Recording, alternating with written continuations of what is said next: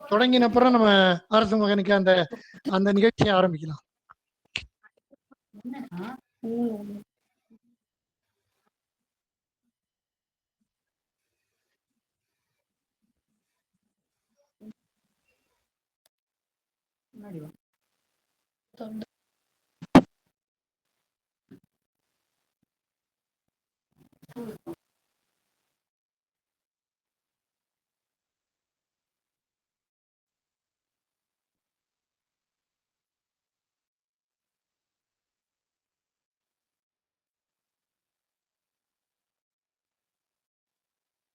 தயார் தயார்.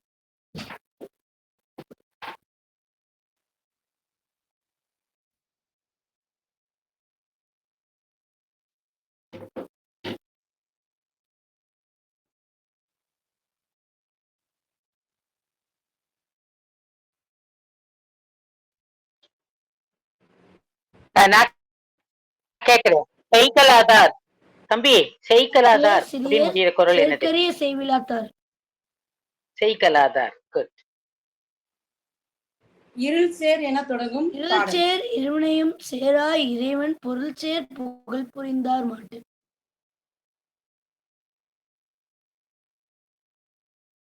உலகு என்று முடியும் பாடம். உலகு. அகர முதலை எழுத்தெல்லாம் ஆதி பகவன் ஒற்றே உலகு. இன்னொன்று சொல்ல முடியுமா?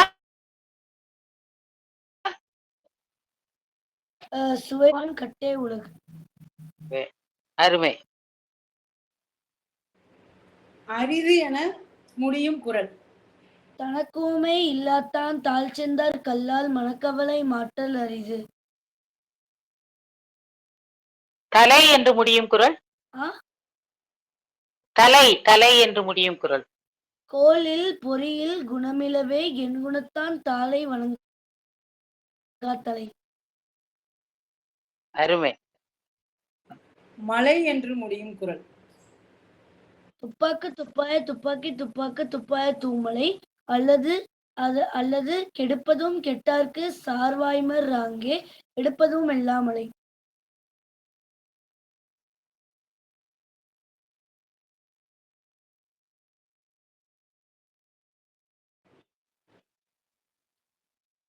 எனின் கற்றதனால் ஆய பயன்கொள் வாளறிவன் நற்றா தோழா ஆறினேன். தானம் என தொடங்கும் குரல்.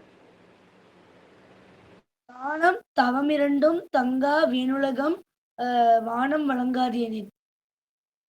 துணிவு என்று முடியும் குரல். துணிவா? துணிவு.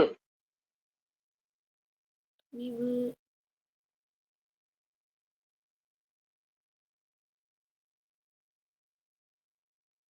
ஒழுக்கத்து நீத்தார் பெருமை விழுப்பத்து வேண்டும் பணுவல் துணிவு. நீங்க புஸ்தகத்தை பாத்துக்கிறீங்களா இல்ல நீங்களா சொல்றீங்களா? நானே தான் சொல்றேன். செல்லம், நாங்க அதை எடுத்து வச்சு பார்த்து கேக்குறேன். கரி கரி என்று முடியும் குரல். ஐந்தவித்தான் ஆற்றல் அகல் விசும்புலார் கோமான் இந்திரனே சாலும் கரி. இருமை என தொடங்கும் குரல். இருமை வகை தெரிந்து ஈண்டரம் பூண்டார்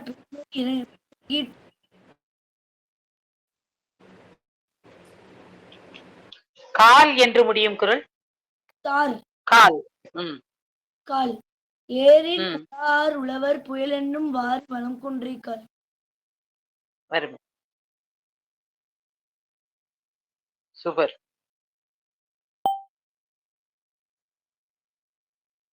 செல்லம், போதுமா? இன்னும் கேட்கணுமா? அருமை அருமை பண்ணா. அருமை. நேரம் இருந்தால் கேட்கலாம். ஏற்கனவே ஆரம்பித்ததே நேரம் ஆகிவிட்டது.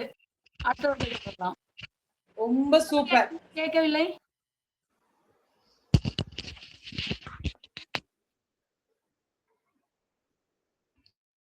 அருமை கண்ணா, வாழ்த்துக்கள். நன்றி. அருமை அருமை அருமை அரசு மகன். நன்றி.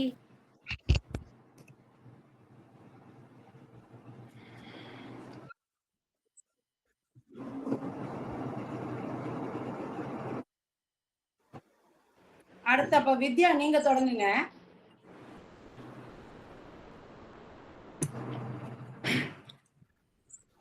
தொடங்கலாமா? தொடங்கலாம். வணக்கம். ஒருவர் மனதை ஒருவர் அறிய உதவும் சேவை இது, வாழ்வை இணைக்கும் பாலம் இது. சிறுவயதில் உறவினர்களுக்கும் நண்பர்களுக்கும் கடிதம் எழுதிய நினைவுகள் உங்களில் எத்தனை பேருக்கு பொக்கிஷமாய் இருக்கின்றன? கண்மணிக்கு அன்போடு காதலன் எழுதிய கடிதம், மடல், கடுதாசி மட்டுமல்ல, நாம் பிறர்க்கு எழுதியதும் நமக்கு பிறர் எழுதியதும் நம்முடைய வாழ்க்கையில் மாண்புமிகு மடல்களாய் நம்முடைய மனதில் பொக்கிஷமாய் மறைந்து கிடக்கின்றன தானே. பண்டை காலத்தில் புறாவின் கால்களில் கட்டி காதல் செய்தியை அனுப்பினார்கள். அது மட்டுமல்ல, அரசாங்கத்தின் அந்தரங்க செய்தியும் கூட அனுப்பப்பட்டது. ஆனால் இன்று புலனம், மின்னஞ்சல், முகநூல் என்று காலத்தின் வேகத்திற்கு நாம் ஈடு கொடுத்தாலும் கடிதம் எழுதுவது, மடல் எழுதுவது என்பது எப்பொழுதுமே தனிச்சிறப்பு பெற்றது என்பதை யாராலும் மறுக்கவே முடியாது. தட்டச்சு செய்யாமல், அலைபேசியில் அடிக்காமல், கையெழுத்தினால் கடிதம் எழுதுவது என்பது நம்முடைய மூளையில் பல நரம்புகளை சிறப்பாக தூண்டிவிட்டு நன்மையே செய்கின்றது என்றுதான் சொல்ல வேண்டும்.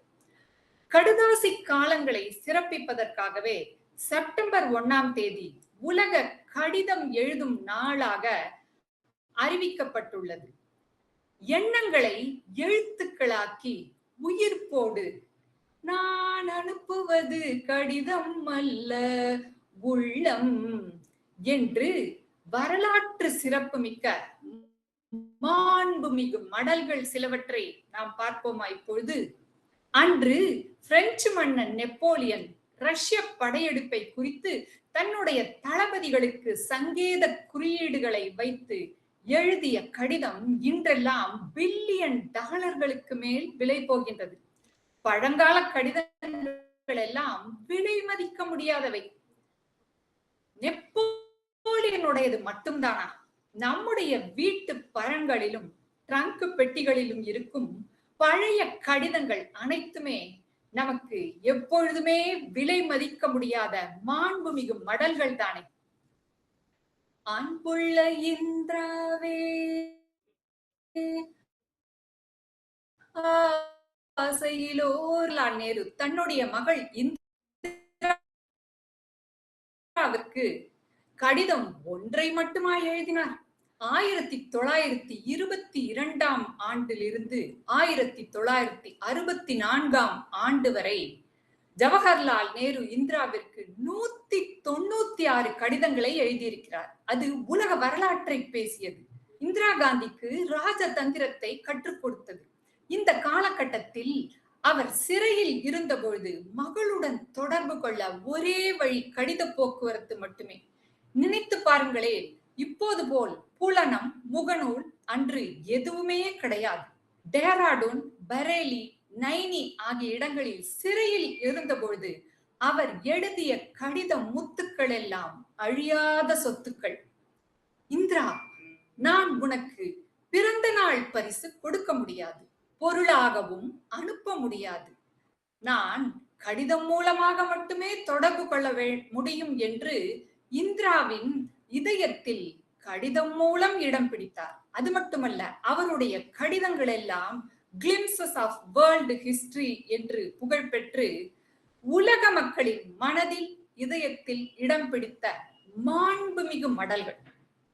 மகாத்மா காந்தி எப்பொழுதுமே கடிதம் எழுதுவதையும் பதில் போடுவதையும் ஒரு ஒழுங்கு போல கடைபிடித்தார். ஒரு முறை காந்தியை ஒருவர் 4 பக்கங்களுக்கு திட்டி கடிதம் அனுப்பியிருந்தார். உடனே காந்தி அவருக்கு பதில் போட்டார்.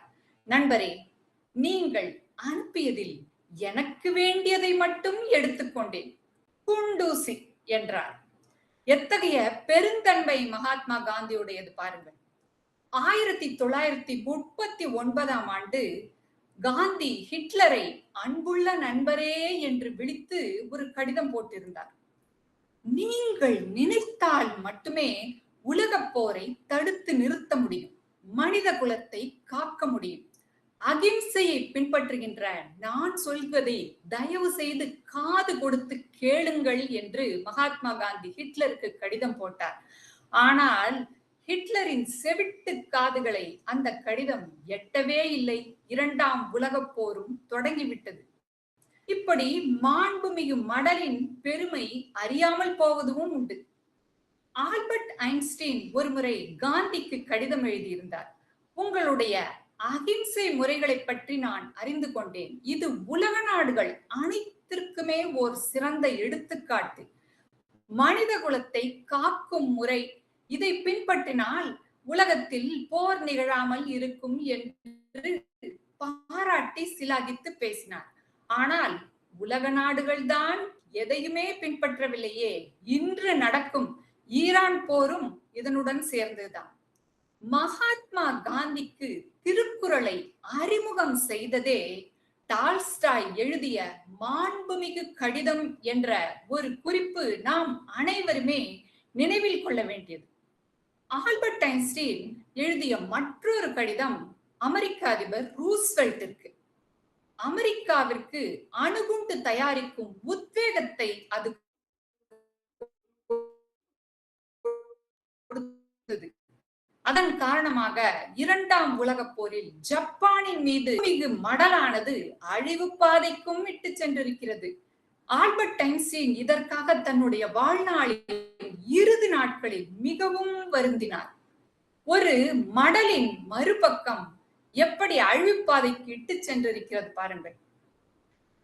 கடிதங்களை வைத்து திரைப்படங்கள் எடுப்பது என்றால் தமிழ் திரைப்படத்துறைக்கு எப்பொழுதுமே கொண்டாட்டம் தான். பாராமலேயே கடித போக்குவரத்தை வைத்து வளர்ந்த காதல், கடிதம் கிடைக்காததால் பிரிந்த காதல், கடிதத்தை வைத்து பெற்றோர்களை இணைத்த குழந்தைகளுடைய செயல், இப்படி வண்ணங்களை எண்ணங்களாக்கி மாண்புமிகு மடல்களை கொண்டு வந்த கதைகள் ஏராளம் ஏராளம். மெசேஜ் பாட்டில் என்ற ஒரு ஆங்கில படம், அதில் ஒரு பெண் தன்னுடைய உணர்வுகளை கடிதங்களாக வடித்து ஒரு புட்டியில் அடைத்து கடலில் வீசி விடுவாள். அது அலை கடலில் அலைகளால் அலைக்கழிக்கப்பட்டு வேறொரு கடற்கரையை சென்று சேரும். அங்கே மற்றொரு பெண் அதை கண்டெடுப்பாள். அவள் பத்திரிகை நிருபர், அதனால் அந்த கடிதத்தை பத்திரிகையில் போட்டிருப்பாள். பல பேர் பதில் போட்டிருப்பார்கள். யாருக்கு இந்த கடிதம் எழுதப்பட்டதோ அவரும் அந்த பத்திரிகையில் பதில் கொடுத்திருப்பார். இப்படி இந்த புட்டி கடிதத்தை வைத்து அந்த படத்தின் கதை சுவாரஸ்யமாக நீளும். பார்க்க விரும்புபவர்கள் மெசேஜ் இன் எ பாட்டில் கதையை கண்டு கழிக்கலாம். பல நாடுகளில் சிறுவர் சிறுமியர்கள் இறந்த உறவினர்களுக்கு கடிதம் எழுதி இதே போல் புட்டியில் அடைத்து கடலில் வீசி விடுவார்களாம்.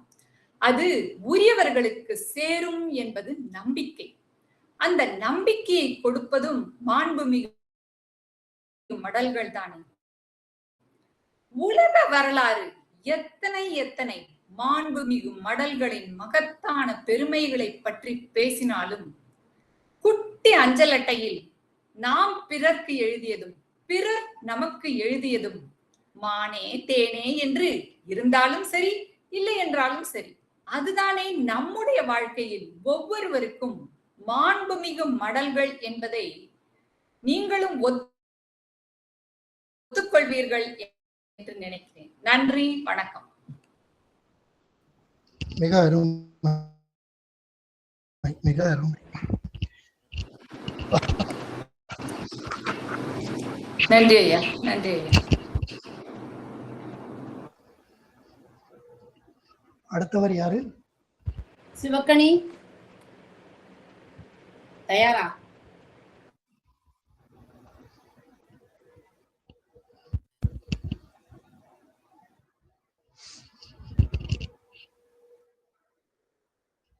அனைவருக்கும் மாலை வணக்கம். இன்று நாம் பார்க்க இருக்கும் தலைப்பு உரிமை. இன்னைக்கும் நம்ம உரிமையை எதற்காக பேசுறோம் அப்படின்னா, எல்லாருமே ஒரு மையம் வச்சுதான் நம்ம தேர்தலை நிர்ணயம் பண்ண போறோம். அதற்காக இந்த உரிமை அப்படிங்கிற தலைப்புல வந்து உங்ககிட்ட பேசலான்னு. உதாரணமா உரிமை அப்படின்னு எடுத்துட்டோம்னா, ஒரு சட்டப்பூர்வமாவோ, இல்ல நியாயத்தின் அடிப்படையிலயோ, இல்ல ஒரு நட்பு அல்லது உறவு ரீதியில உரிமைய வந்து நம்ம எடுத்துக்குவோம். இந்த மாதிரி உரிமைகள் அப்படின்னு சொல்லும்போது, அ அந்த காலத்துல இருந்தே பார்த்தீங்கன்னா, நெறைய உரிமைகளுக்காக நம்ம இன்னும் போராடிட்டு தான் இருக்கோம் அப்படின்னு சொல்லலாம்.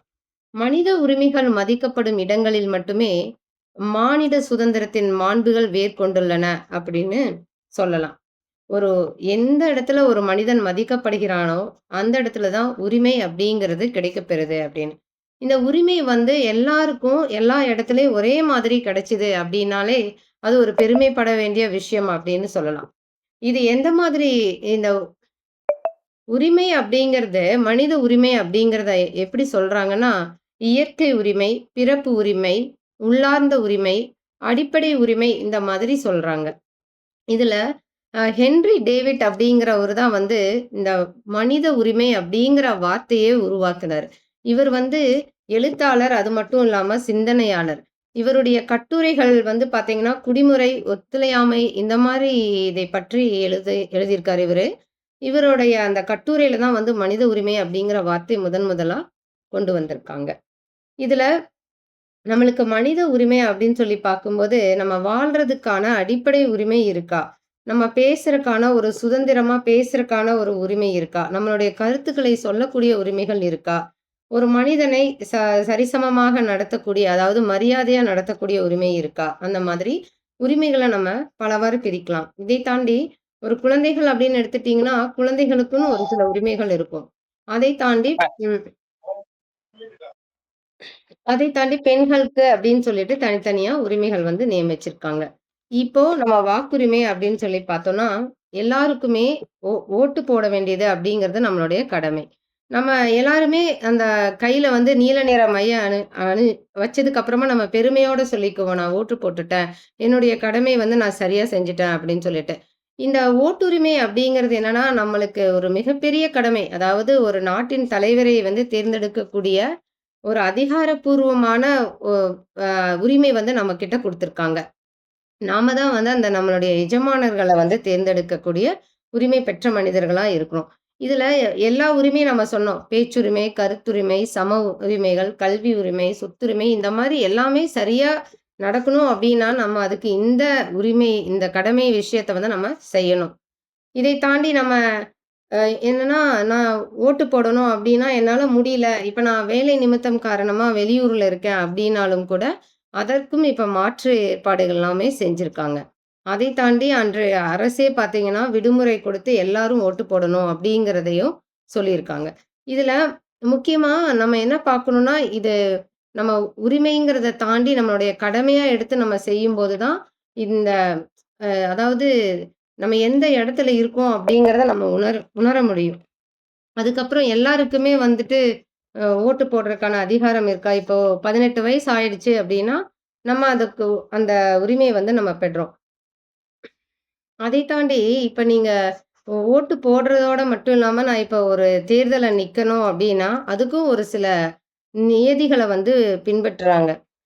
இப்போ அந்த காலத்துலலாம் ஓட்டு போடுறது அப்படின்னு பார்த்தீங்கன்னா, நெறைய சொத்து வச்சிருக்கிறவங்களும், ஜமீன்தாரர்கள் மட்டும் தான் ஓட்டு போடுறதுக்கான உரிமையே வச்சிருந்தாங்க. அதுக்கப்புறமா சுதந்திரம் கிடைத்ததற்கு அப்புறமா தான், இந்த ஓட்டுரிமை அப்படிங்கிறது இவங்களுக்கு தான் அப்படின்னு இல்ல. எல்லாருக்கும் பொதுவானதா கொண்டு வந்து ஓட்டு போடுறதுக்கான அதிகாரத்தையும் குடுத்திருக்காங்க. இது முதல்ல பார்த்தீங்கன்னா, நம்ம தேர்ந்தெடுக்கக்கூடிய அதிகாரிகள் வந்து 3 வருஷம் தான் 3 ஆண்டுகள் தான் இருப்பாங்க. இப்ப நம்ம வந்து 5 ஆண்டுகள் அப்படின்னு சொல்லிட்டு சட்டத்துல நிர்ணயம் பண்ணியிருக்காங்க. இதற்கு நம்ம நம்ம இப்ப பொதுவா பார்த்தோம் அப்படின்னா, ஒரு தேர்தல்ல வந்து இப்ப நம்ம தேர்ந்தெடுத்திருக்கோம் இல்லையா? அவரு வந்து நம்ம யோசிக்கலாம். நம்ம உரிமை தான் நம்ம செஞ்சுட்டோமே! அவங்களுடைய கடமைகள வந்து அவங்க சரிவர செய்றாங்களா? அப்படின்ட்டு. ஸோ அதனால நம்ம தேர்ந்தெடுக்கக்கூடிய மனிதர்கள நம்மளுடைய கடமைய நம்ம சரியா பார்த்து செய்யணும் அப்படிங்கிறது. அதற்கப்புறமா இதுல என்ன சொல்றாங்க அப்படின்னா, இந்த பெண்களுக்கான உரிமை அப்படின்னு வரும்போது, இன்னைக்கு அந்த காலத்துலலாம் பார்த்தீங்கன்னா, பெண்கள் வந்து வீட்டு வேலை மட்டும் செய்றதை தாண்டி, அடிமைத்தனமா நடத்திட்டு இருந்தாங்க. அதையெல்லாம் வந்து முற்றிலும் மாற்றி, பெண்கள் வந்து சம கல்வி கத்துக்கணும். அதை தாண்டி வேலை சம ஊதியம், அந்த மாரி விஷயங்கள். அதுக்கப்புறம் சொத்துரிமை, இது எல்லாத்துலயுமே இன்னைக்கு பெண்கள் வந்து எவ்வளோ தூரம் முன்னேறிட்டு இருக்காங்க அப்படிங்கிறத நம்ம பார்க்க வேண்டியதில்ல. ஏன்னா, அவங்க வந்து செயல்படுத்திட்டு இருக்காங்க. அத நம்ம வந்து இது நிதர்சனமான உண்மைதான். இத நம்ம ஒத்துதான் ஆவணும். அதற்கப்புறமா குழந்தைகள் அப்படின்னு சொல்லி பார்க்கும்போது, நம்ம ஒவ்வொரு பெற்றோருடைய கடமை. இன்னைக்கு பார்த்தீங்கன்னா, குழந்தை தொழிலாளர்கள்லாம் வந்து அதிகமா பெருகிட்டு போயிட்டு இருக்காங்க. அதற்கு நம்ம குழந்தை அ வன்கொடுமை சட்டம் அந்த மாரிலாம் நெறையா வந்திருக்கு. ஒரு குழந்தை பிறப்புரிமை எப்படி இருக்கோ, அதே மாதிரி அவங்களுக்கு வந்து கல்வி உரிமை அப்படிங்கிறது நிதர்சனமா கிடைக்க வேண்டிய விஷயம். இதுல ஒரு கதை சொல்லுவாங்க. ஒரு ஒரு பையன் இருந்தானாமா, அவன் ஸ்கூலுக்கே போகாம அவங்க அம்மா வீட்ல வேலை செஞ்சு வச்சுட்டு இருந்தாங்களாமா. ஸ்கூலுக்கு வந்துட்டு இருந்த பையன். அதுக்கப்புறமா அவங்க ஆசிரியர் போய் பார்த்துட்டு, "ஏன்பா வரலைன்னு?" சொல்லும்போது, "இந்த மாரி ஏழ்மை காரணமா என்னால வர முடியல." அப்படின்னு சொல்லும்போது, அந்த ஆசிரியர் சொல்லுவாரு, "கல்வி அப்படிங்கிறது எல்லாருக்குமே கிடைக்க வேண்டிய ஒரு விஷயம். அதனால நீங்க அத வந்து அவங்களுக்கான தேவைகள பூர்த்தி செஞ்சு, அந்த பையனுக்கு வந்து கல்வி கிடைக்கிற மாரி செஞ்சு, அதுக்கப்புறமா பின்னாள்ல வந்து அவன் ஒரு அதிகாரியா வருவாரு. அந்த அதிகாரியா வந்ததுக்கு அப்புறமா அவரு வந்து சொல்லுவாரு, "நான் வந்து என்னுடைய உரிமைய வந்து நான் பெற்றதுக்கு அப்புறமா, நான் இப்ப என்னுடைய கடமைய வந்து நான் செய்யற மாதிரி இருக்கேன். என்னன்னா, நான் வந்து மத்தவங்களுக்கு வழிகாட்டி, அவங்களுக்கான அ உதவிய செய்யற இடத்துல நான் இருக்கேன்." அப்படிங்கிற மாரி அந்த கதை முடியும்.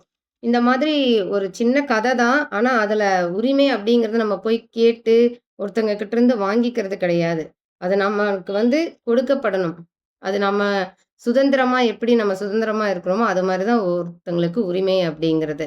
ஸோ, அந்த உ அதாவது நம்மளுக்கே உரித்தான மையை வந்து, நம்ம வந்து செலுத்தி, நமக்கான அங்கீகாரத்தை நிர்ணயிக்கணும் அப்படிங்கிறத இந்த இடத்துல சொல்லிட்டு, வாய்ப்பு கொடுத்த நமது தமிழ் திண்ணை உறவுகளுக்கு நன்றி கூறி விடைபெறுகிறேன். நன்றி. அருமை. கீதாம்மா நீங்க தொடங்குங்க. ஓகே. தமிழ் திணை உறவுகள் அனைவருக்கும் இனிய மாலை வணக்கம். கேக்குறதாப்பா சரியா? கேக்குதுமா? சரி.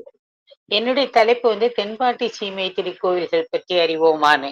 இது எப்பவுமே நம்ம ஊரை சுத்தி உண்டான கோவில்கள் பத்தின ஒரு அறிவு நமக்கு தெளிவு இருந்ததுன்னா தான் அந்தந்த பக்கம் போகும்போது சில சமயம் நமக்கு தோணும். புஸ்தகங்கள்ல இதுல நூல்கள்ல படிக்கும்போது, ஓ அது பக்கத்துல வரைக்கும் போனோமே இந்த கோவில் பார்க்கலையே அப்படின்னு. அதனால நம்ம இதை தெரிஞ்சு வச்சுக்கிறது எப்பவுமே ஆன்மீகத்துல நமக்கு சனாதனத்துல உதவிகரமாக இருக்கும். அந்த முயற்சியில தென்பாண்டி சீமையில உள்ள சில பழம்பெருமை வாய்ந்த ஆலயங்களை பற்றி உங்களோட பகிர்ந்துக்க விரும்புறேன். தென்பாண்டி நாடுங்கிறது இப்போ உண்டான திருநெல்வேலி, தூத்துக்குடி, தென்காசி மாவட்டங்கள், குமரியில ஒரு சின்ன பகுதி. அதெல்லாம் தான் முந்தி தென்பாண்டி சீமை அப்படின்னு வழங்கப்பட்டது. இதுல விநாயகர் ஆலயங்கள்னு பார்த்தா ரொம்ப பிரசித்தமானவை 2 முதல்ல சொல்லியிருக்கேன். ஆறுமுகமங்கலத்துல உள்ள பிள்ளையார் கோவிலும், மணிமுத்தீஸ்வரம் கோவிலும். அப்புறம் நமக்கு எல்லாருக்கும் தெரியும் இதுல பிள்ளையார்பட்டி கோவில், அப்புறம் முக்குருணி விநாயகர், மீனாட்சி அம்மன் கோவில். அப்புறம் சுப்பிரமணியர் அல்லது முருகனுடைய ஆலயங்கள்னு பார்த்தா திருச்செந்தூர், திருப்பரங்குன்றம், கழுகுமலை, இலஞ்சி, பண்பொழி, தோரணமலை. இது வந்து தோரணமலை வந்து இப்பதான் ரொம்ப எல்லாரும் போக ஆரம்பிச்சிருக்காங்க. அகஸ்திய பெருமாள் வந்து அவருடைய சிஷ்யரோட அங்க உபதேசம் பண்ண ஸ்தலம் சொல்லிட்டு 1200 1300 படிகள் ஏறி போக வேண்டியது. ரொம்ப அழகான இயற்கை சூழ்நிலை. நீங்க வந்து நிறைய அந்த அந்த காத்தே அந்த மூலிகை மனத்தோட அவ்வளவு அருமையா இருக்கும்.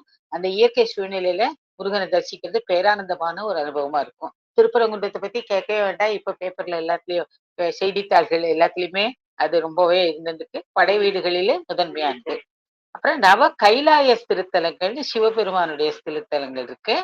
அதெல்லாம் எப்படின்னா 9 நவனாலே 9ன்னு அர்த்தம் சமஸ்கிருதத்துல. நவ கைலாயங்கள் அப்படிங்கிறது பிரம்மதேசம், அரியநாயகிபுரம், திருநெல்வேலி, கீழநத்தம் அதாவது மேலூர், முரப்பநாடு, ஸ்ரீவைகுண்டம், தென்திருப்பேரை, கங்கை கொண்டா, சேர்ந்தமங்கலம் அந்த 9 ஊர்கள்ல உண்டான சிவாலயங்கள் நவ கைலாயங்கள் என்று அழைக்கப்படுகின்றன. நவலிங்கபுரங்கள் அதுல லிங்க ரூபமா சிவபெருமான் எழுந்தருளிய இடம் வந்து வல்லநாடு, ஆழ்வார்தோப்பு, புறையூர், காயல்பட்டினம், தெற்கு காரശ്ശേരി, கொங்கராயக்குறிச்சி, புதுக்குடி, வேலூர் அல்லது வெள்ளூர், மழவராயனந்தம். இந்த மாதிரி 9 நவலிங்க புறங்கள். இப்ப நவ சமுத்திர ஸ்தலங்கள்னு திருநெல்வேலி சுத்தி இருக்கு. அது வந்து அம்பாசமுத்திரம், ரவணசமுத்திரம், வீரராஜ சமுத்திரம், அரங்க சமுத்திரம், தளபதி சமுத்திரம், பாலசமுத்திரம், கோபாலசமுத்திரம், வடமலை சமுத்திரம், அதான் பத்மநேரின்னு சொல்லுவாங்க, ரத்னகாரச சமுத்திரம். அந்த மாதிரி திருச்செந்தூர், அதுதான் ரத்னாகரம், அந்த திருச்செந்தூர் அப்படின்னு நவ சமுத்திர ஸ்தலங்கள். சமுத்திரம்னா கடல்னு அர்த்தம். இந்த இடங்கள் எல்லாமே இப்படி அழைக்கப்படுகின்றன. எல்லா இடத்துலையும் முருகன் அல்லது சிவபெருமானுடைய பிரசித்தி பெற்ற ஆலயங்கள் அமைய பெற்றுள்ளன. அப்புறம் சத்யோஜாத ஸ்தலங்கள் அப்படின்னு மேற்கு பார்த்த சிவாலயங்கள்னு, அது வந்து தவம் செய்யறதுக்கு அப்படி உட்காருவாங்க, கிழக்க மேற்க பார்த்து உட்காருவாங்கன்னு. சிவசேலம், வழுதூர், கோடகநல்லூர். கோடகநல்லூர்ல வந்து ஒரு இது என்னன்னா, பெருமாளுக்கும் சிவனுக்கும் இங்க கோயில் இருக்கு. சிங்கிகுளம், மேலநத்தம், ராஜவல்லிபுரம் அல்லது செப்பறை, தென்மலை, அங்கமங்கலம், காயல்பட்டினம், திருப்பரப்பு. கன்னியாகுமரியில அங்க ஒரு அருவி கூட இருக்கு, நாகர்கோவில்ல இருந்து கொஞ்சம் தூரத்துல. ரொம்ப அருமையான ஸ்தலம். அந்த அருவியும் ரொம்ப அப்படி ஒரு அமானுஷ்யமான சூழ்நிலையில ரொம்ப அழகான ஒரு இது அருவி. அருவிக்கரையில உள்ள சிவன் கோயிலும் இருக்கு. அப்புறம் தென்பாண்டி நாளூர் பஞ்சபூத ஸ்தலங்கள் அப்படிங்கிறது பார்க்கும்போது, சங்கரன் கோவில பிருத்வி அல்லது மண் ஸ்தலம் சொல்றாங்க. கரிவலம் வந்த நல்லூர் வந்து நெருப்பு அக்கினி ஸ்தலம்னு சொல்றாங்க. தாருகாபுரம்ங்கிறது நீர் ஸ்தலம். எப்படி நம்ம இது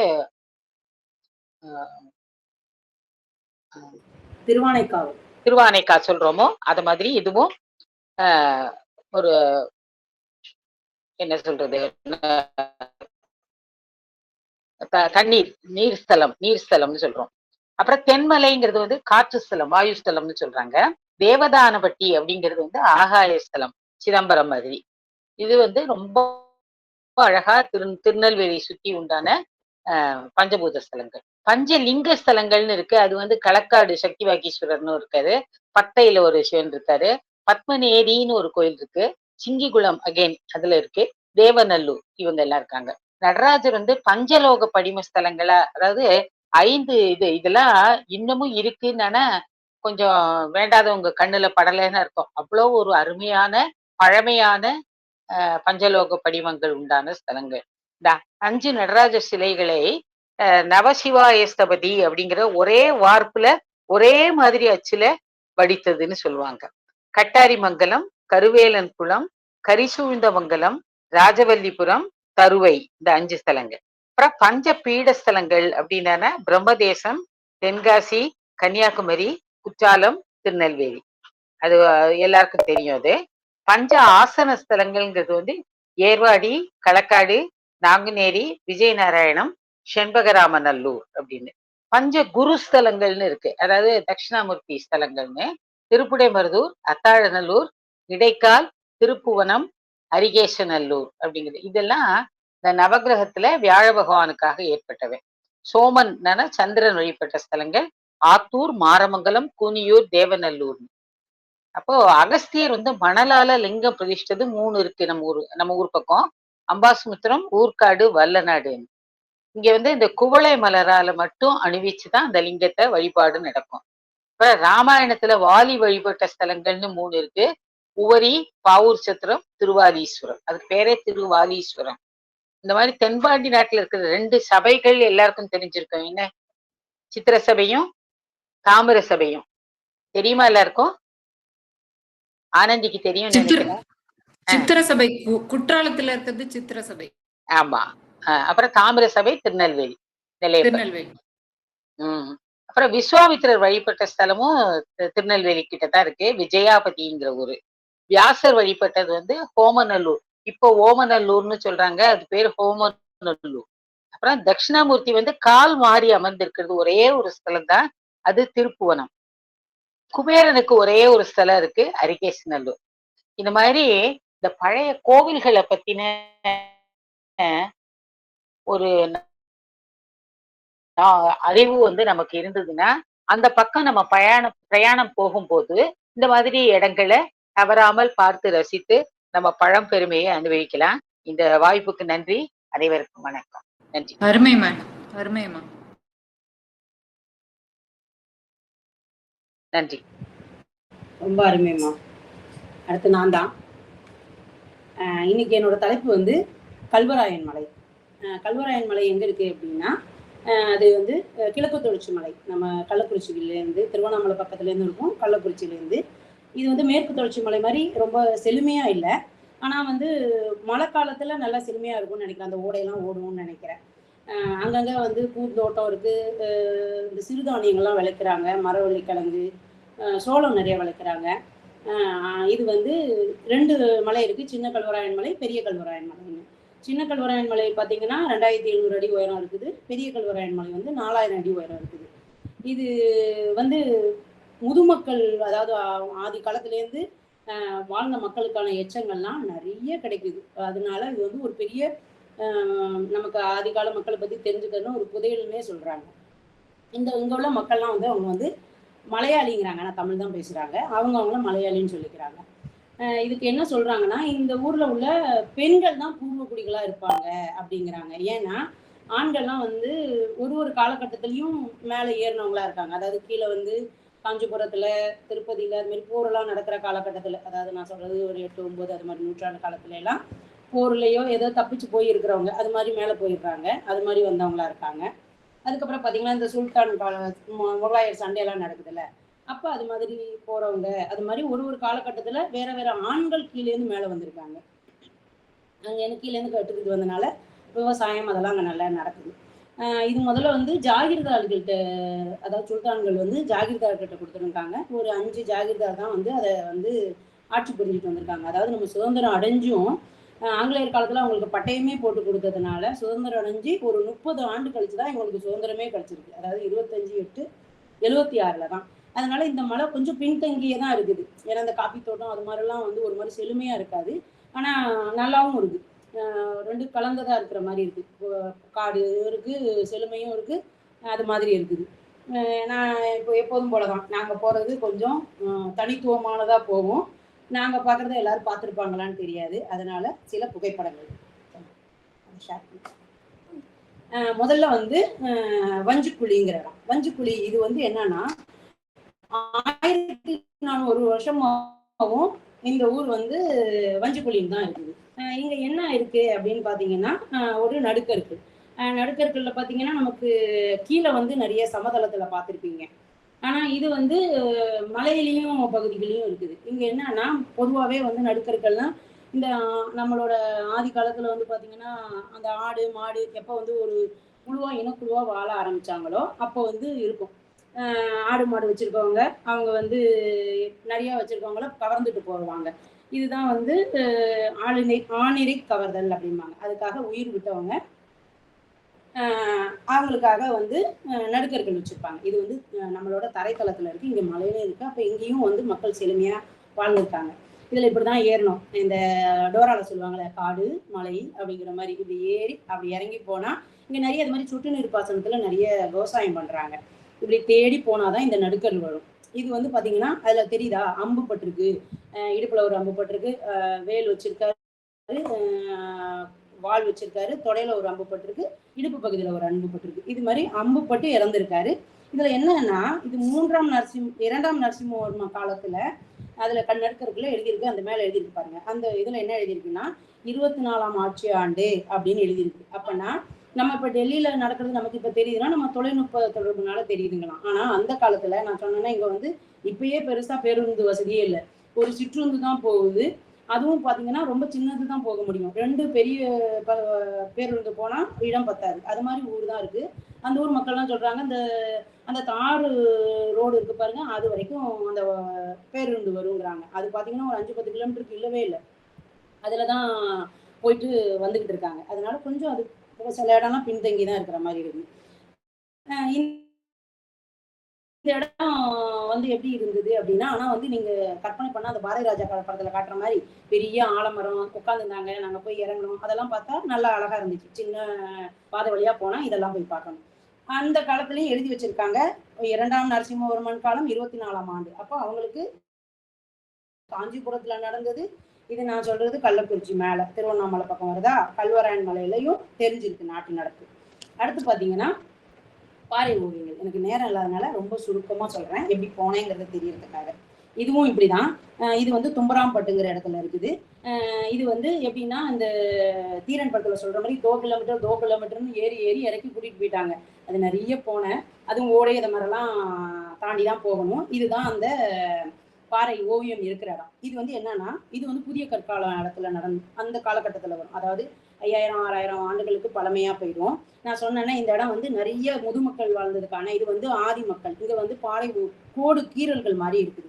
அப்படின்னா என்ன அப்படின்னு சொன்னா, நமக்கு வந்து இதை வந்து தொட்டி மடுன்னு சொல்றாங்க. அங்கேயும் இப்படிதான். நாங்க நிறைய பேர் போகவும் எங்க போறீங்க அப்படின்னாங்க. இது மாதிரி பாறை ஓவியம் பார்க்க போறோம்னா அவங்க இந்த இடத்துல தொட்டி மடுவு அப்படிங்கிறாங்க. இந்த ஒரு ஆறு எங்கேருந்து வருதுன்னா, இது பேர் முசுகுந்த ஆறு. இது வந்து தென்பண்ணை ஆற்றுல போய் கலக்குதான். அந்த இடத்துல பாத்தீங்கன்னா அந்த மண்ணுல வந்து தங்கம் சொல்லிச்சிருப்பாங்கல்ல, அந்த இடம். அப்ப நம்ம போனதான் போனோம். அந்த தண்ணியில கால் வைப்போன்னு நான் காலும் வச்சுட்டு வந்தேன். இந்த இடத்த வந்து பாத்தீங்கன்னா இதுல ஒரு ஓவியம் தெரியுதா, இதுல வந்து கொஞ்சம் நாங்க தண்ணி ஊத்தி பார்த்தோம். ஒரு குரங்கு வந்து உட்காந்துருக்க மாதிரி இருக்குது, திமிழ் காலை. ஒரு வேடன் வந்து அம்பு வச்சுட்டு உட்காந்துருக்க மாதிரி. ரொம்ப தெளிவா தெரிய மாட்டேங்குது, இவ்வளவுதான் தெரியுது. இதுல வந்து எப்போதுமே பாத்தீங்கன்னா அந்த ஓவியங்களை வந்து 2-3 வகை சொல்றாங்க. இப்ப நம்ம கோயில்கள் எல்லாம் பார்ப்போம்ல, அது வந்து எப்படின்னா அந்த பாறை மேல அந்த அதாவது சுவர் மேல சுண்ணாம்பு தடவிட்டு அந்த ஈரம் காயறதுக்குள்ள அந்த கலர் நிறங்கள்லாம் பூசுறது பேர் வந்து அந்த கோயில்ல பண்ற ஓவியங்கள்.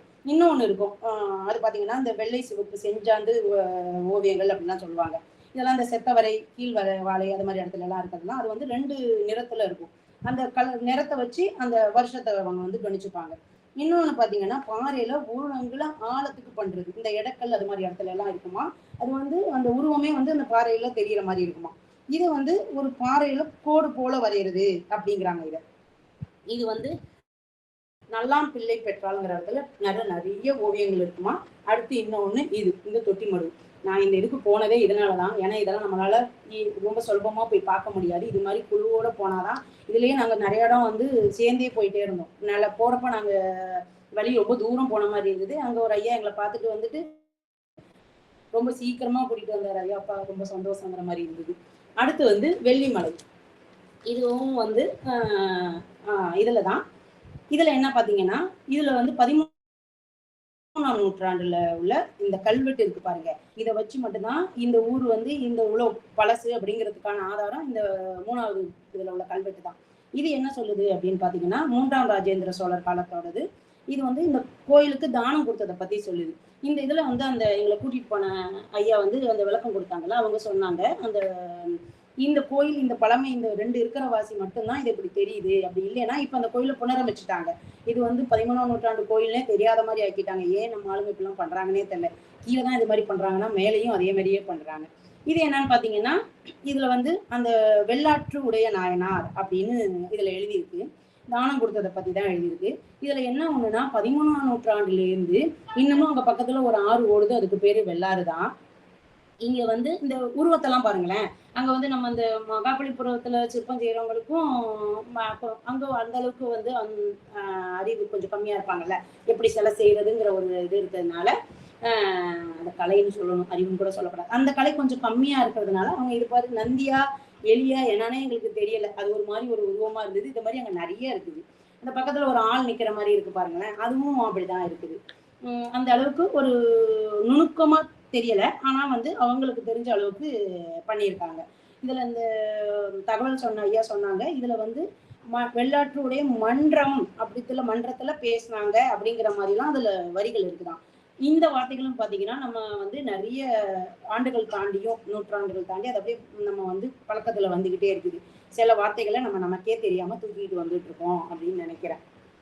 அடுத்து இதுவும் அப்படிதான். ரொம்ப தனித்துவமான இது எங்கேயுமே பார்க்க முடியாது.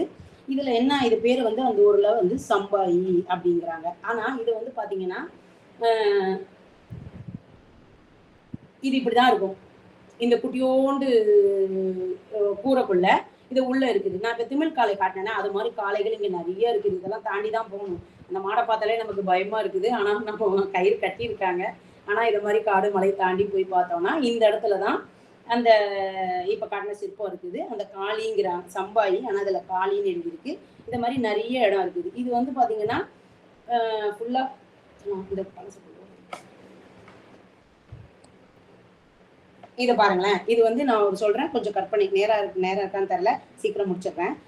இது வந்து பாத்தீங்கன்னா பரணி இலக்கியத்துல ஒரு போருக்கு போறதுக்கு முன்னாடி கலிங்கத்தை பரணி சொல்லுவாங்களா, அது ஒரு போருக்கு போறதுக்கு முன்னாடி எப்படி வந்து ஒரு மன்னன் தயாராவான் அப்படின்னு.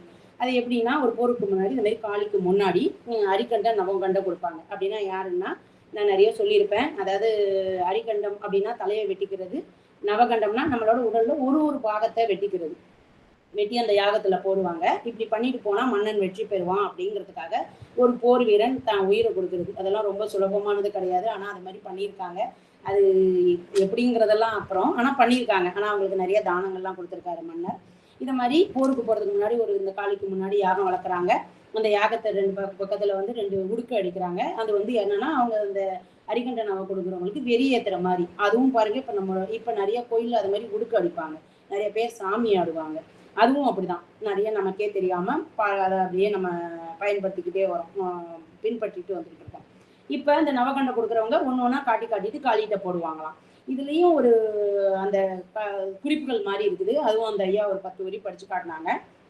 இந்த 2 பக்கம் இருக்குதுல்ல, அது வந்து பேயாம், தலை விரிச்சிட்டு எலும்பு மாதிரி வயிறு ஒட்டி அந்த பெண்ணுக்கு காட்டுறப்ப வந்து பார்த்தா அது கொஞ்சம் உடஞ்சி இருக்குது. அது வந்து பார்த்தா அந்த தொங்கிய மார்போட, தலைவிரி கோலத்தோட, ஒட்டிய வயிறோட அப்படிங்கிற மாதிரிலாம் அதுல எப்படியெல்லாம் இருக்கிறாங்க அப்படிங்கிற இதை பத்தியெல்லாம் ஒரு 10 வரி கொடுத்துருக்காங்க. இது எல்லாம் கலிங்கத்து பரணியில, அந்த பரணி இலக்கியத்துல இருக்குது. இது நாங்க போன இடம் எல்லாமே பார்த்தா ஈமக்காடுகள் மாதிரி தான். இப்ப இந்த இடம் சொன்னல, இதுக்கு பக்கத்துல பாத்தீங்கன்னா, இது இந்த ஊர்க்கார் வந்து ஒருத்தர் வந்தாரு. நாங்க இவ்வளவு பேர் போனோம்னா அவங்க வந்து இந்த பக்கமே வரமாட்டாங்களாம். இது வந்து ஒரு 7-8 கோயிலுக்கு இது வந்து ஒரு குலதெய்வ நாட்டா தெய்வம் மாதிரி.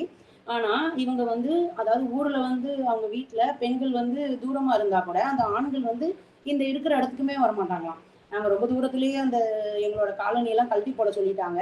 இருந்தாலும் அவங்க, நாங்க பெண்கள் இவ்வளவு பேர் வந்திருக்கோம் அப்படின்னோடனே அவங்க வந்து, அவர் வந்து நாங்க இப்ப ரொம்ப வரமாட்டோம் அப்படின்லாம் ரொம்ப பயந்து சொல்லிட்டு இருந்தாங்க. நம்ம வந்து நமக்கு ஒண்ணும் தெரியாதுல்ல, அதனால நம்ம அங்க போயாச்சு. அங்க என்ன சொல்றாங்கன்னா, ஒரு 7-8 கிராமம் சேர்ந்து அதை திருவிழா பண்ணுவாங்களாம். குறைஞ்சபட்சம் 50 ஆடு வெட்டுவாங்களாம். அதெல்லாம் எங்க வீடு இருக்குன்னே தெரியவே இல்லை. நாங்க போன இடத்துல அப்படி ஒன்றும் பெருசா வீடு பார்த்த மாதிரியே தெரியல, அங்கங்க இருக்குது. ஆனா இதுல இன்னொன்னு என்ன சொல்றாருன்னா, 3 வருஷத்துக்கு ஒரு தடவை அவங்க யாராவது ஒருத்தங்க கனவுல வந்து அவர் தான் அதுல வந்து தலைமை தாங்குவாராம். அவர் அந்த தலைமை தாங்கினாருன்னா அடுத்து இன்னொரு 3 வருஷமோ இல்ல 4 வருஷமோ கழிச்சு அந்த விழா நடத்துறாங்களா, திருவிழா, அப்ப அந்த ஆள் உயிரோடு இருக்க மாட்டாராம். ஆனா இது வழியா இப்படிதான் வருதான். ஆனா யாராவது ஒருத்தங்க அவங்க கனவுல வந்தா அவங்க பண்ணிக்கிட்டே தான் இருக்காங்களாம். அவர் அப்படி சொல்றப்பே அவர் ரொம்ப பயந்து சொல்றாரு. இதுல இங்க நிறைய இது மாதிரி இந்த சின்ன சின்ன மண்டை ஓடு மாதிரியோ பானை ஓடு மாதிரி இங்கெல்லாம் நிறைய கிடைச்சிருக்குதான். அடுத்து வந்து கற்குவை, நேரம் இருக்கா, அதை எதுவும் மட்டும் முடிச்சிட்டேன். இதுவும் பாத்தீங்கன்னா இந்த மாதிரி காடும் மலை தாண்டி போகணும். இது வந்து என்ன சொல்லுவாங்கன்னா, கல்வட்டங்கள், கல் பதுக்கைகள் அப்படின்னா என்னன்னா, இந்த இதெல்லாம் சொன்னல முதுமக்கள் வாழ்ந்ததுக்கான நமக்கு கிடைக்கிற எச்சங்கள். அதாவது யாராவது ஒரு குழு தலைவரோ ஒரு ரொம்ப முக்கியமான ஆளோ இறந்துருப்பாங்க. அவங்களோட தரமட்டமா இருந்து தரையில இருந்ததுன்னா அவங்களோட உடலை புதைச்சிருக்கலாம்னு சொல்லலாம். ஆனா இது மலைப்பகுதிங்கிறதுனால அவங்களோட அஸ்தியையோ இல்லை அவங்களுக்கு பிடித்தமான பொருள் எல்லாம் உள்ள வச்சிருப்பாங்க. இதை மாதிரி அங்க நிறைய கிடைக்குது. அங்க ஏறி போய் பார்த்தோம்னா இது மாதிரி இருக்குது. இது நிறைய தாண்டி போனோம்னா இதுதான் வந்து ரொம்ப தனித்துவமானது. இது என்னன்னா, இது வந்து கற்குவைங்கிறாங்க. கல்லு, நான் இப்ப நிக்கிற இடம் வந்து 3000 அடி உயரம். இதுல பாத்தீங்கன்னா இவ்வளோ கல் இப்படிதான் அடுக்கியிருக்காங்க அதுல. ஆனா எவ்வளவு காத்து வந்திருக்கணும், எவ்வளவு மழை வந்திருக்கணும், இதையும் அந்த ஐயா சொன்னாங்க. எப்படியும் வந்து இரும்பு காலத்துக்கோட இதை ஒப்பிடுறாங்க அப்படிங்கிறாங்க. அப்படின்னா நமக்கு இரும்பு காலம் 5000 வருஷத்துக்கு மேல நம்ம இப்போ போயிட்டோம். அதை பத்தி பேசினாலும் நிறைய பேசலாம். இது 5000 வருஷத்துக்கு முன்னாடியில இருந்து நான் சொல்றது 3000 அடி உயரத்துக்கு எவ்வளவு காற்றை தாண்டி இருக்கணும், புயலை தாண்டி இருக்கணும். ஆனா எதுக்குமே இது விடவே இல்லை. இது ஒரு அந்த இதுல வந்து கல்லு வந்து வட்டமா அடிக்கிருக்காங்க, மேல ஒரு இதுக்கு வச்சிருக்காங்க, அவ்வளவுதான். இது வழியா பாத்தீங்கன்னா இந்த ஒரு சிறு துவாரம் இருக்குல்ல, அது வழியா வந்து அவங்க வரலாம், இல்ல அவங்களுக்கு உணவு கொடுக்கலாம், ஏதோ ஒரு காரணத்துக்காக இருக்கு. ஆனா இது உலகம் முழுவதும் பாத்தீங்கன்னா இந்த பக்கம்தான் வந்து அந்த ஓட்டை அந்த துவாரம் வைக்கிறாங்க. இது வந்து எல்லாருக்குமே பொதுவானது அப்படிங்கிற மாதிரி. இது மாதிரி வேற எங்கேயுமே கிடையாது. கிருஷ்ணகிரியில எல்லாம் கிடைக்குது, ஆனா வந்து ஓரளவுக்கு ஒரு உயரத்துலதான் கிடைக்குது. இது மாதிரி இங்கதான் கிடைக்குதான், அதுவும் நிற்கிற மாதிரி. இதுக்கு பக்கத்துல சிலது விழுந்தும் கிடக்குது, இது ரெண்டும் நிக்கிற மாதிரி இருக்குது. இதெல்லாம் நம்மளால தனியா போய் பார்க்க முடியாது. இதெல்லாம் பானதுல எனக்கு ரொம்ப மகிழ்ச்சி. நேரம் எப்படின்னு தெரியல. நன்றி, வணக்கம்.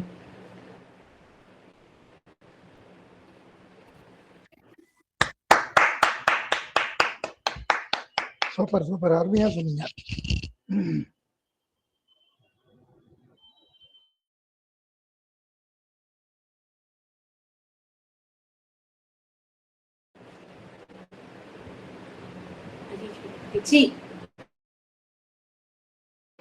ஐயா நீங்க தொடங்குங்க ஐயா. லாவண்யா வரல, கேக்குதா? லாவண்யா வரல. நான் அவங்க வந்து எனக்கு தொலைபேசியில் மணி ஐயா, ஐயோ வாய் கிளறுது, தொலைபேசியில் அனுப்பியிருக்காங்க. நான் அதை வந்து உங்களுக்கு பகிர்றேன். சுந்தரம் ஐயா நீங்க பேசிடுங்க.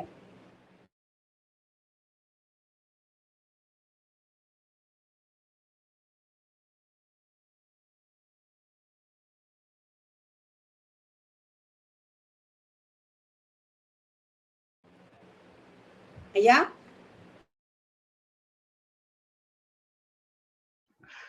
நான் வெரி வெரி மன்னிக்கணும். நான் வந்து ஒலிவாங்கிய வந்து என்ன பண்றது, ஆன் பண்ண பேச ஆரம்பிச்சிட்டேன், மன்னிக்கணும். இப்ப நான் பேசுறது கேக்குதா? கேக்குது, பேசுங்க. ஓகே ஓகே, சரி. நான் வந்து இன்னைக்கு நான் கொடுத்திருக்கிற தலைப்பு வந்து என்னை கவர்ந்த பாடல் வரிகள் அப்படின்னு கொடுத்திருக்கேன். வரிகள் அப்படின்னு கொடுத்ததுனால பாடல்கள் முழுக்க நம்ம பாடிட்டு இருக்காம அந்த பாடல்கள்ல வரக்கூடிய ஒரு சில வரிகள் கொஞ்சம் ரொம்ப அருமையா இருக்கு அப்படிங்கறத நான் உங்க கூட பகிர்ந்துக்கிறதுக்காக தான் இந்த பதிவு இன்னைக்கு. ஓகே, இப்ப தெரியுறதா? சரியா வச்சுக்கோங்க. Okay okay. நான் வந்து பக்கத்துல லேப்டாப் வச்சிருக்கேன், அதனால இதை ஒரு இது பண்ணிருக்கேன். Okay fine. இப்ப முதல்ல திருக்குறள்ல இருந்தே ஆரம்பிக்கலாம். ஏன்னா திருக்குறள் தான் நம்ம தமிழர்களுக்கு ஒரு முக்கியமான ஒரு ஒரு புத்தகம். பொருளல்லவரை பொருளாக செய்யும் பொருள் அல்லது இல்லை பொருள் அப்படின்னு ஒரு குறள் எழுதியிருக்காரு. இந்த குறள் வந்து என்ன சொல்லுது அப்படின்னா, ஒரு ஒரு ஒரு ஒரு மதிப்பே இல்லாத பொருள் அல்லவர் அப்படின்னா வறியவர் அப்படின்னு வைக்கலாம், படிக்காதவங்க அப்படின்னு வைக்கலாம். அந்த மாதிரி இருக்கிற ஆளை கூட ஒரு மதிப்புமிக்க ஆளா மாத்துறதுக்கு இருக்கக்கூடிய ஒரே ஒரு விஷயம் எது அப்படின்னா அது பொருள் அப்படிங்கிறது. இந்த இடத்துல பொருள் அப்படிங்கிறது பணம் அப்படிங்கிற பொருள்ல வரும். அதாவது பணம் இருந்தா தான் யாருக்குமே மதிப்பு அப்படிங்கிறத நேரடியா சொல்லாம அவருக்கே உரித்தான வார்த்தை பிரயோகத்துல அவர் சொல்லியிருக்காரு. ஸோ இதுல நான் என்ன பார்க்கிறேன் அப்படின்னா, ஒரே வார்த்தைய வெவ்வேறு அர்த்தங்கள் வரும் மாதிரியும் சுருக்கமாகவும் திருக்குறள்ல சொல்லியிருக்காரு அப்படின்னு. இத மாதிரி சில பாடல்கள் என்னுடைய கவனத்துக்கு வந்தது. அந்த பாடல்களை உங்களுக்கு நான் பகிர்ந்துக்கிறேன். முதல் பாடல் என்ன அப்படின்னு சொன்னா, பழைய ஒரு இது பெரும்பாலும் சினிமா பாடல்களா தான் இருக்கும். மல்லிகை முல்லை பொன்னொழி கிள்ளை அப்படின்னு ஒரு பாட்டு வரும். இதுல ஒரு சரணத்துல என்ன பாடியிருக்காங்க அப்படின்னா, சூடி கொடுத்தாள் பாவை படித்தாள் சுடராக என்னாலும் தமிழ் வானில் ஜொலித்தாள் கோதை ஆண்டாள் தமிழை ஆண்டாள் கோதை ஆண்டாள் தமிழை ஆண்டாள் கோபாலன் இல்லாமல் கல்யாணம் வேண்டாள். இதுல வந்து இந்த ஆண்டாள் அப்படிங்கிற ஒரு வார்த்தைய ஆண்டாள்ங்கிற பேருக்கும் உபயோகப்படுத்தியிருக்காரு, தமிழை ஆண்டவள் அப்படிங்கிற பேர்லையும் அவர் உபயோகப்படுத்தியிருக்காரு. இதுக்கு முன்னால குறள்ல சொன்ன மாதிரி இந்த மாதிரி அந்த வார்த்தை விளையாட்டு அப்படிங்கிற மாதிரி எடுத்துக்கிறேன். இது எனக்கு ரொம்ப பிடிச்சிருந்தது. இத மாதிரி வந்த 2-3 பாடல்கள் என்ன சொல்லலாம் அப்படின்னு சொன்னா, பட்டினத்தில் பூதம்ங்கிற படத்துல வந்து ஒரு பாட்டு வரும். அந்த சிவகாமி மகனிடம் சேதி சொல்லடி என்னை சேரும் நாள் பார்க்க சொல்லடி அப்படிங்கிற இதுல ஒரு சரணம் வரும். ரொம்ப அருமையான வார்த்தை பிரயோகம் அதுல இருக்கும். பெண்ணென பூமியில் பிறந்த பின்னாலே வேலை வணங்காமல் வேறென்ன வேலை அப்படின்னு வரும். இதுல அந்த வேலை அப்படிங்கிற வார்த்தை வந்து நம்ம வேலைங்கிறது ஒர்க் அப்படின்னு வச்சுட்டா வேலை செய்யறது அப்படின்னு, வேற என்ன வேலை அப்படிங்கிறதுல அந்த வேலை வருது. வேலை வணங்காமல் அப்படிங்கிறதுல முருகன் கையில இருக்கிற அந்த வேலை பத்தி அவர் எழுதுறாரு. ரொம்ப அருமையான வார்த்தை பிரயோகம் இதுல. அடுத்ததாக இதுல இந்த வரிசையில நான் எண்ணற ஒரு பாட்டு வந்து இதுவும் ஒரு அருமையான பாட்டு தான். நீ இல்லாத உலகத்திலே நிம்மதி இல்லை உன் நினைவில்லாத இதயத்திலே, சிந்தனை இல்லை. இந்த இதுல ஒரு சரணத்துல என்ன சொல்றான், என்ன மாதிரி வருது அப்படின்னா, பொன் விலங்கை வேண்டுமென்றே பூட்டிக் கொண்டேனே. அதுக்கு அடுத்த வரியில, இன்று நாளை என்று நாளை எண்ணுகின்றேனே, இன்று நாளை என்று நாளை எண்ணுகின்றேனே அப்படின்னு எழுதியிருக்கார் கவிஞர். அதாவது நாளை அப்படிங்கிறதுல 2 வார்த்தை பிரயோகத்தை அழகா பண்ணியிருக்காரு.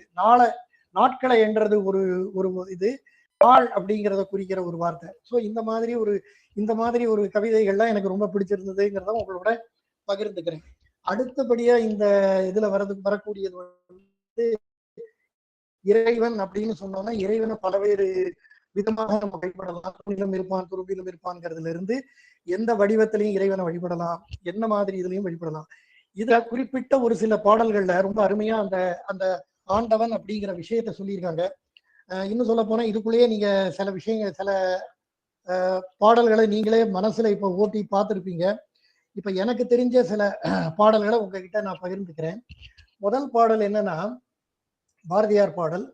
காக்கை சிறகினிலே நந்தலாலா நின்றன் கரிய நிறம் தோன்றுதடா நந்தலாலா, பார்க்கும் மரங்களெல்லாம் நந்தலாலா நின்றன் பச்சை நிறம் தோன்றுதடா நந்தலாலா அப்படின்னு சொல்லி வர்ணங்கள்ல கடவுளை பார்க்கறத இந்த வரியில அவர் எழுதியிருக்காரு. இதுக்கு சற்றும் குறையாம அடுத்தடுத்த வந்த கவிஞர்கள்லாம் எழுதியிருக்காங்க. அதுல ஒரு ரொம்ப அருமையான பாட்டு வந்து திருமால் பெருமை படத்துல, மலர்களிலே பல நிறம் கண்டேன் திருமாலவன் வடிவம் அதில் கண்டேன், மலர்களிலே பல மனம் கண்டேன் அதில் மாதவன் கருணை மனம் கண்டேன். அதுல மனம், இதுல மனம், அவ்வளவு அழகா அந்த வார்த்தை இருக்கு. பச்சை நிறம் அவன் திருமேனி, பவள நிறம் அவன் செவ்விதழே, மஞ்சள் முகம் அவன் தேவி முகம், வெண்மை நிறம் அவன் திரு உள்ளம், மலர்களிலே பல நிறம் கண்டேன். இதுல வந்து அந்த நிறங்களை பத்தி பாரதியார் பாடினதுக்கு கொஞ்சம் கூட ஒரு இது இல்லாம இந்த கவிஞர் கண்ணதாசனும் பாடியிருக்காரு. இந்த வரிசையில அடுத்த வரக்கூடியது வந்து கடவுளை வந்து மற்ற பல விஷயங்கள்ல நம்ம பார்க்க முடியும். அந்த மாதிரியான ஒரு பாட்டு. அந்த பாட்டு என்னது அப்படின்னா, இதோ எந்த தெய்வம் முன்னாலே நான் ஒரே ஒரு புன்னகையில் கண்டேனே. இதுல வந்து தெய்வத்தை என்னென்ன மாதிரி எல்லாம் கண்டிருக்காரு அப்படிங்கிறத ரொம்ப அருமையா ஒவ்வொரு சரணத்திலையுமே அவர் சொல்லியிருப்பார். முழுசையும் பாடினோம்னா நமக்கு நேரம் இருக்காது. சில விஷயங்களை நான் சொல்றேன். அவன் பூவிரியும் சோலையிலே மணப்பான், இசை பூங்குயிலின் தேன் குரலில் இருப்பான், குளிர் மேகமென தாகத்தையே தணிப்பான், தளிர்கொடி விளையும் கனிகளில் இனிப்பான். இந்த மாதிரி இயற்கையை பத்தி எல்லாம் பாடினதுக்கு அப்புறம் மனிதர்களை பத்தியும் பாடுறார் அவரு. பாசமுள்ள பார்வையிலே கடவுள் வாழ்கிறான், அவன் கருணையுள்ள நெஞ்சினிலே கோவில் கொள்கிறான், இதோ எந்த தெய்வம் முன்னாலே நான் ஒரே ஒரு புன்னகையில் கண்டேனே.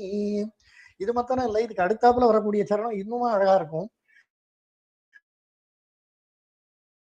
பல நூல் படித்து நீ அறியும் கல்வி, பொது நலம் நினைத்து நீ வழங்கும் செல்வம், பிறர் உயர்வினிலே உனக்கு இருக்கும் இன்பம், இவை அனைத்திலுமே இருப்பதுதான் தெய்வம். அதாவது இறைவனை உணர்றது அப்படிங்கிறதுக்கு பல படிகள் இருக்கு, பல வழிகள் இருக்கு. கவிஞர் என்னன்னா பல விஷயங்களை நம்ம முன்னால அப்படியே கொண்டு வந்து அதுல நிறுத்திடுறாரு. ஏழையின் சிரிப்பில் இறைவனை காண்போம் அப்படிங்கிற ஒரு சின்ன வார்த்தையை இவர் இந்த வரியில ரொம்ப அழகா சொல்லியிருக்காரு. இதுக்கு அடுத்தது வந்து கவிஞரோட ஒரு ரொம்ப ஃபேமஸ் அப்படின்னா ரொம்ப ரொம்ப என்ன சொல்றது டக்குன்னு வரமாட்டேங்குது. அந்த ஒரு விஷயத்த சொல்றேன். இது வந்து சினிமா பாடல்ல வந்ததா எனக்கு ஞாபகம் இல்லை. பிரசித்தி பெற்ற மிக பிரசித்தி பெற்ற ஒரு பாடல் வரிகள்னு வச்சுக்கலாம். பிறப்பின் வருவது யாதென கேட்டேன் அப்படின்னு அது ஆரம்பிக்கும். அதுல வந்து அவர் என்ன சொல்லுவார் அப்படின்னா, பல விஷயங்களை நம்ம கடவுளை கேட்கிறோம், இதுல என்ன இருக்கு, இதுல என்ன இருக்கு அப்படிங்கிறது. கடைசியில கடவுள் அதுக்கு என்ன பதில் சொல்றாரு அப்படிங்கறது ரொம்ப அருமையா பண்ணியிருப்பாரு. அதுல ஒரு சில வரிகளை மட்டும் நான் பாக்குறேன். பிறப்பின் வருவது யாதென கேட்டேன், பிறந்து பாரென இறைவன் பணித்தான், அன்பெனப்படுவது என்னென கேட்டேன், அழித்து பாரென இறைவன் பணித்தான். அதுக்கப்புறம் பிள்ளை என்பது யாதென கேட்டேன், பெற்றுப்பாரென இறைவன் பணித்தான். முதுமை என்பது யாதென கேட்டேன், முதிர்ந்து பார் என இறைவன் பணித்தான். இப்படி இந்த பாட்டு வரும். அனுபவித்தே அறிவது வாழ்க்கை என்றால் ஆண்டவனே நீ ஏன் என கேட்டேன், ஆண்டவன் சற்று அருகி நெருங்கி அந்த அனுபவம் என்பதே நான் தான் என்றான் அப்படின்னு முடிச்சிருப்பார் இந்த பாட்டை. இதுல வர ஒவ்வொரு வரியுமே ரொம்ப ரொம்ப அருமையான விஷயமா இருக்கும். ஸோ இதை உங்கள்கிட்ட இன்னைக்கு பகிர்ந்துக்கணும்னு எனக்கு ஒரு ஆர்வம் இருந்தது. எனக்கு அதுக்கு உங்களுக்கு எல்லாருக்கும் ரொம்ப நன்றி. இதை மாதிரி இந்த ஆண்டவனை பத்தி இன்னொரு பாட்டோட இந்த ஆண்டவனை முடிச்சுட்டு அடுத்த இதுக்கு போகலாம். தாயில்லாமல் நான் இல்லை அப்படின்னு ஒரு பாட்டு உண்மையிலே ரொம்ப அருமையா பாடியிருப்பாரு. டி.எம். சௌந்தரராஜன் பாடியிருப்பாரு, கே.வி. மகாதேவன் இசையில. இந்த பாட்டுல வந்து எனக்கு ஒரு தாய் இருக்கின்றாள், என்றும் என்னை காக்கின்றாள், தாயில்லாமல் நான் இல்லை அப்படின்னு தாயை எந்தெந்த இடத்துல அவர் பாக்குறார் அப்படின்னு பாடியிருப்பாரு. அதுல வந்து ஒரு வரி எனக்கு ரொம்ப ரொம்ப பிடிச்ச வரி என்னன்னா, அதுக்கு முந்தின வரியை பாடிட்டு அந்த இதுக்கு வரேன். மேக வீதியில் நடப்பாள், உயிர் மூச்சினிலே கலந்திருப்பாள், மலை முடி தோறுவாள், மலர் மனம் தருவாள், மங்கள வாழ்வுக்கு துணை இருப்பாள், தாயில்லாமல் நான் இல்லை. இதுக்கு அடுத்த வரி தான் எனக்கு ரொம்ப பிடிச்ச வரி. ஆதி அந்தமும் அவள்தான், நம்மை ஆளும் நீதியும் அவள்தான். அதாவது நம்ம வந்து ஆளுவது அப்படிங்கிறது வந்து பெரும்பாலும் அதுலயும் நம்ம இருக்கிற அந்த ஜனநாயகம் அப்படிங்கிற இதுல வந்து நம்ம ஆள்றது வந்து இன்னி தேதியில பிரதமரோ இவர் யாரு இவங்களோ கிடையாது, நீதி தேவதை தான் நம்ம எல்லாரையுமே ஆளுகிறது அப்படிங்கிற ஒரு விஷயத்த ரொம்ப அழகா இந்த பாடல்ல சொல்லியிருப்பாரு. நம்மை ஆளும் நீதியும் அவள் தான் அப்படின்னு சொல்லி நீதி தேவதையை பத்தி சொல்ற மாதிரி எடுத்துக்கலாம். ஸோ இவ்வளவு தூரம் கடவுளை பத்தி சொன்னோன்னே நம்ம எல்லாருக்கும் தெரிஞ்ச ஒரு ஒரு ரொம்ப அருமையான ஒரு பாடல், திருவிளையாடல்ல வந்த பாட்டு. நீங்க இதுக்குள்ள ஊகித்திருப்பீங்கன்னு நினைக்கிறேன். ஒன்றானவன் உருவில் இரண்டானவன், உருவான செந்தமிழில் மூன்றானவன், பண்பான வேதத்தில் நான்கானவன், நமச்சிவாய என ஐந்தானவன். இப்படி போயிட்டு இருக்கும் அந்த பாட்டு. அடுத்தது இந்த இதுல இருந்து வருது அப்படின்னு சொன்னா, நம்ம வந்து டூயட்டுங்கிறது இருவர் சேர்ந்து பாடும் இசை. நான் இதை பத்தி இன்னைக்கு இந்த வார்த்தை சொல்றதுக்காக பார்த்தேன். இருவர் பாடு இசைன்னு ஒரு வார்த்தை சொல்லியிருக்காங்க. இன்னொரு வார்த்தை வருது, அதுக்கு எனக்கு என்ன பொருள்னு புரிய மாட்டேங்கிறது. உரள் பாடல் அப்படின்னு, ஊனா ராவண்ணா இழ் அப்படின்னு ஒரு வார்த்தை. உரள் பாடல் அது என்ன இதுங்கிறது புரியல.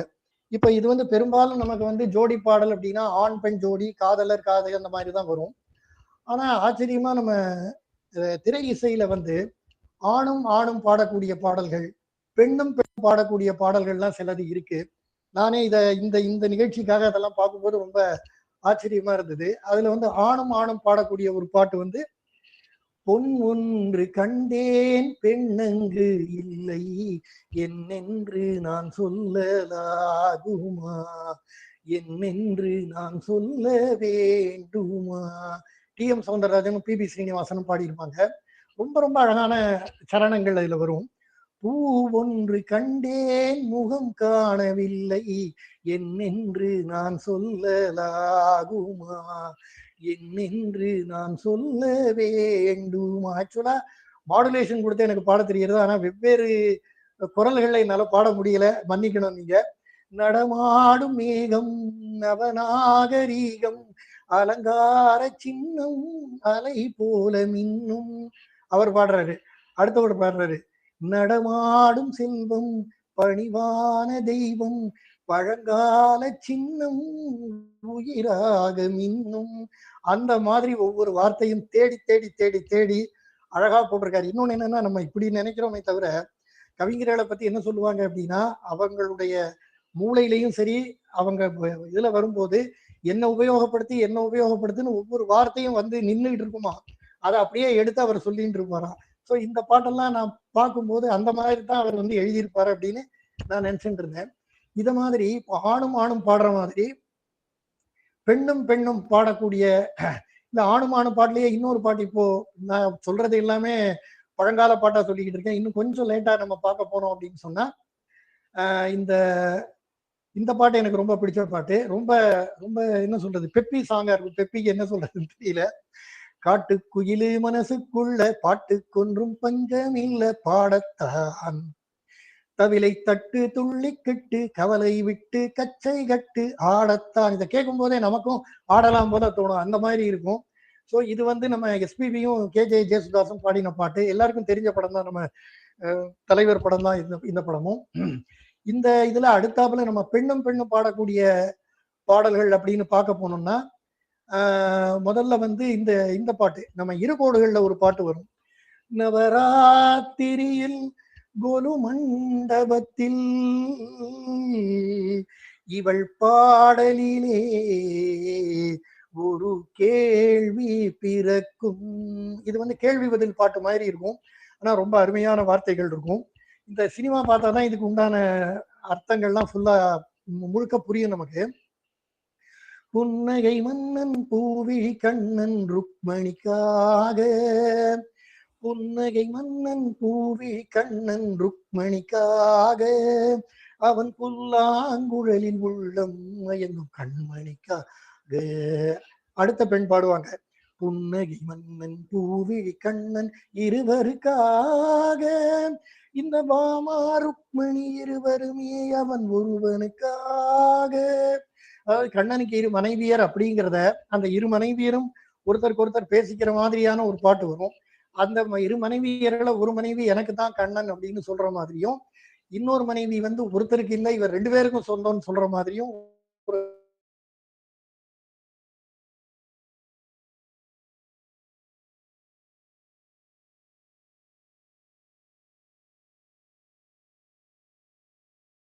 அருமையே வரல.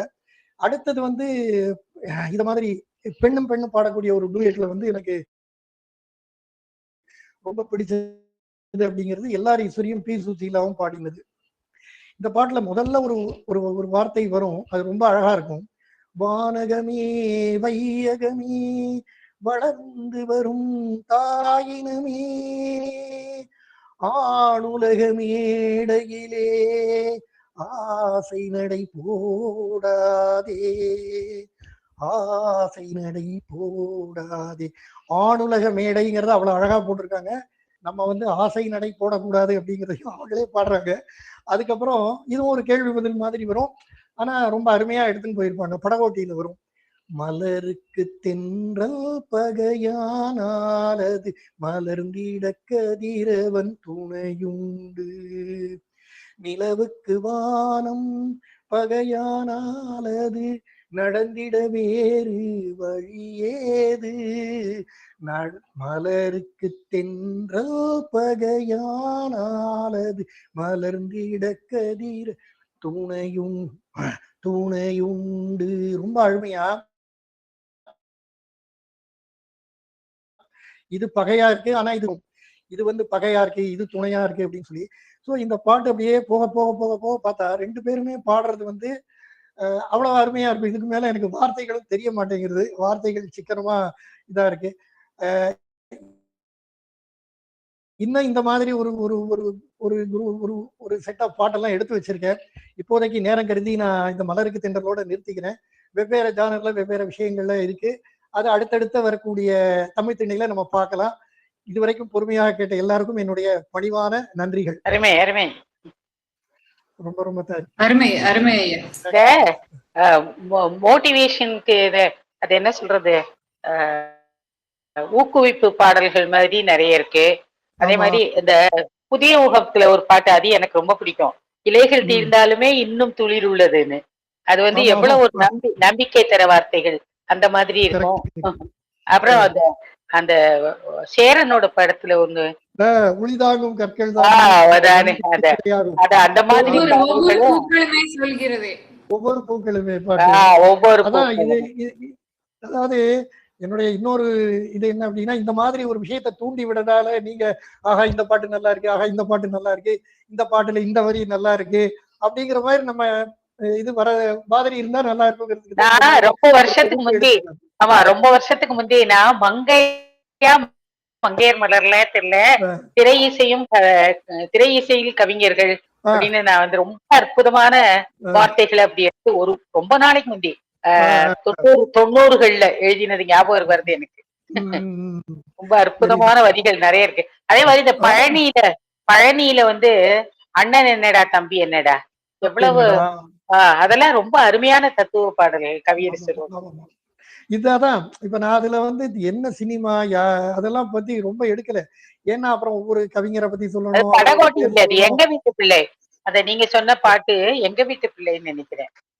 இது இல்ல அது படகோட்டி தான். மலருக்கு தென்றல் பகையானால் வந்து படகோட்டி. எங்க இல்ல வீட்டு பிள்ளை இல்ல எங்க வீட்டு பிள்ளைதான். நீங்க சொல்றது கரெக்ட். எங்க வீட்டு பிள்ளைதான். ஏன்னா அந்த ரத்னாங்கிற லேடியும் சரோஜா தேவி மாத்தினர். சரோஜா தேவி படகோட்டி கரெக்ட். எனக்கு இதுவும் அதுவும் கன்ஃபியூஸ் ஆயிடுது. Very very sorry. எங்க வீட்டு பிள்ளை தான். ஏன்னா படகோட்டி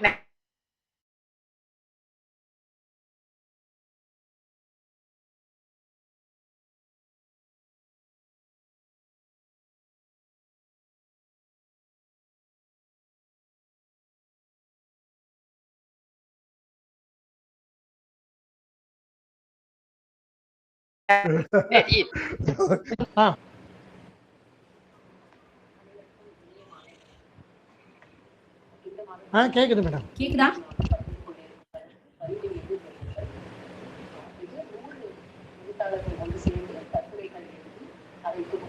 கேட்கலையே.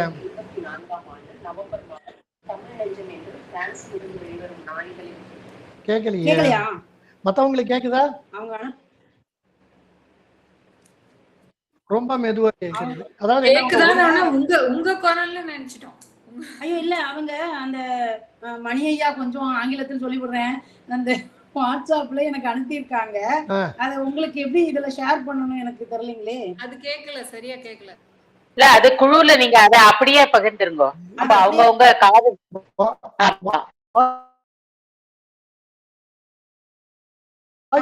மாதிரி அனுப்பிச்சிருக்காங்களா? குழுல அனுப்பிடுங்க, நாங்க பாத்துக்கிறோம். அதான் இல்ல வாசிக்கும் அவங்க வந்து பேசி எனக்கு அனுப்பியிருக்காங்க. அது எப்படி இதுல ஷேர் பண்றதுன்னு தெரியலையே. மணி ஐயா என்ன பண்ண?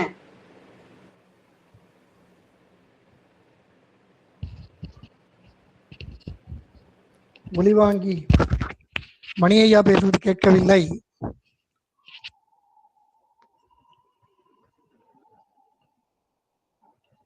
இல்ல அது அப்படியே குழுவுல பகிர்றதுதான் பரவாயில்ல. இது வந்து கேட்க மாட்டேங்க சரியா. ஆமா ஆமா அவங்க எனக்கு வாட்ஸ்அப்ல அனுப்பி விட்டுருக்காங்க. அது ரெக்கார்ட் பண்ணி அனுப்பியிருக்காங்க. அவங்க எங்கேயோ இன்னைக்கு அவங்க மாணவர்கள்லாம் சலங்கை பூஜையா மணி அவர் அதான் ஏதோ பேசுறதுக்கு முயற்சி பண்ணி கொண்டிருக்கிறார்.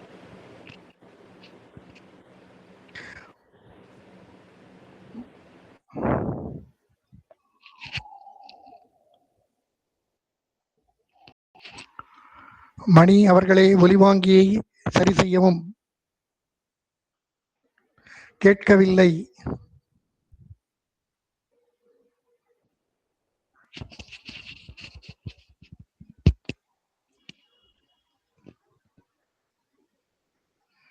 இப்போ மணி கிட்ட இருந்து இது வரல. நீங்க வந்து ஆனந்தி மேடம் இப்ப கேக்குது மணி. லைட்டா ரொம்ப மெதுவா கேட்கிறது. மெதுவா கேக்குதா? இப்ப கேக்குது மணி. இப்ப கேக்குது, நல்லாவே கேக்குது. நன்றி நன்றி. ஆனந்தி அவர்களே, உங்கள் தொலைபேசியிலிருந்து நீங்கள் இணைந்தீர்கள் என்றால் உங்களுடைய தொலைபேசியில் நீங்கள் பகிரலாம்.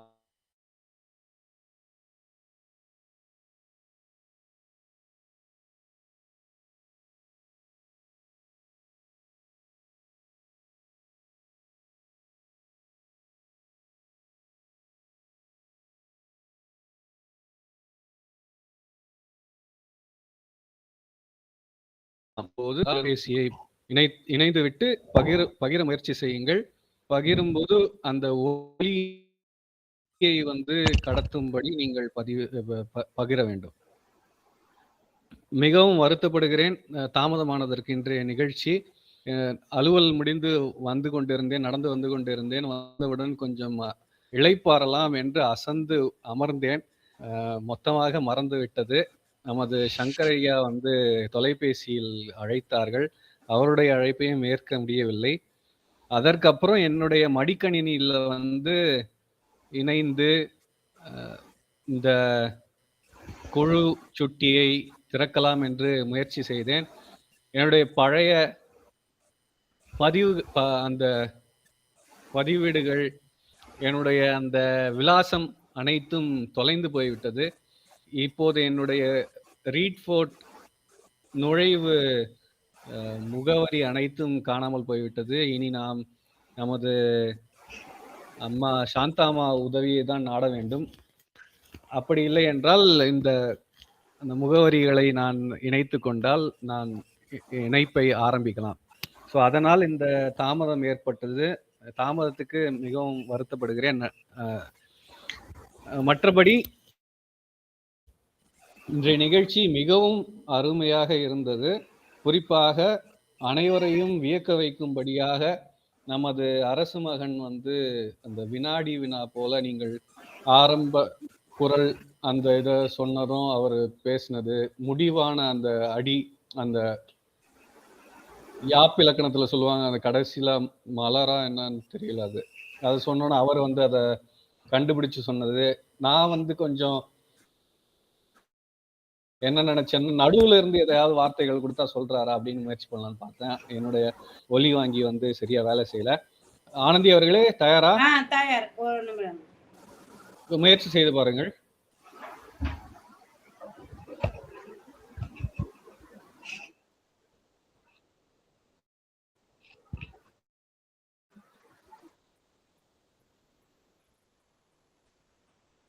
உங்களுக்கு கேக்குதா ஆனந்தி அவர்களே?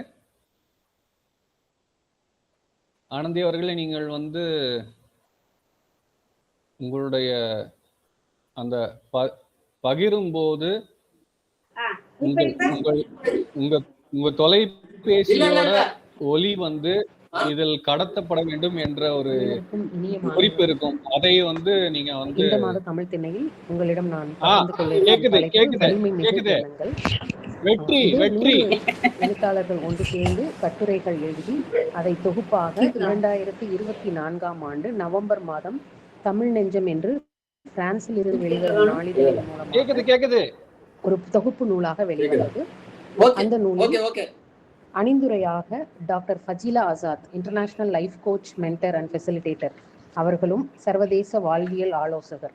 அடுத்து வாழ்த்துறையாக கவி முருகபாரதி, பேச்சாளர், பயிற்றுனர் மற்றும் எழுத்துளர். அதேபோல் பொற்கை பாண்டியன், கவிதா மண்டலம் அவர் எழுதி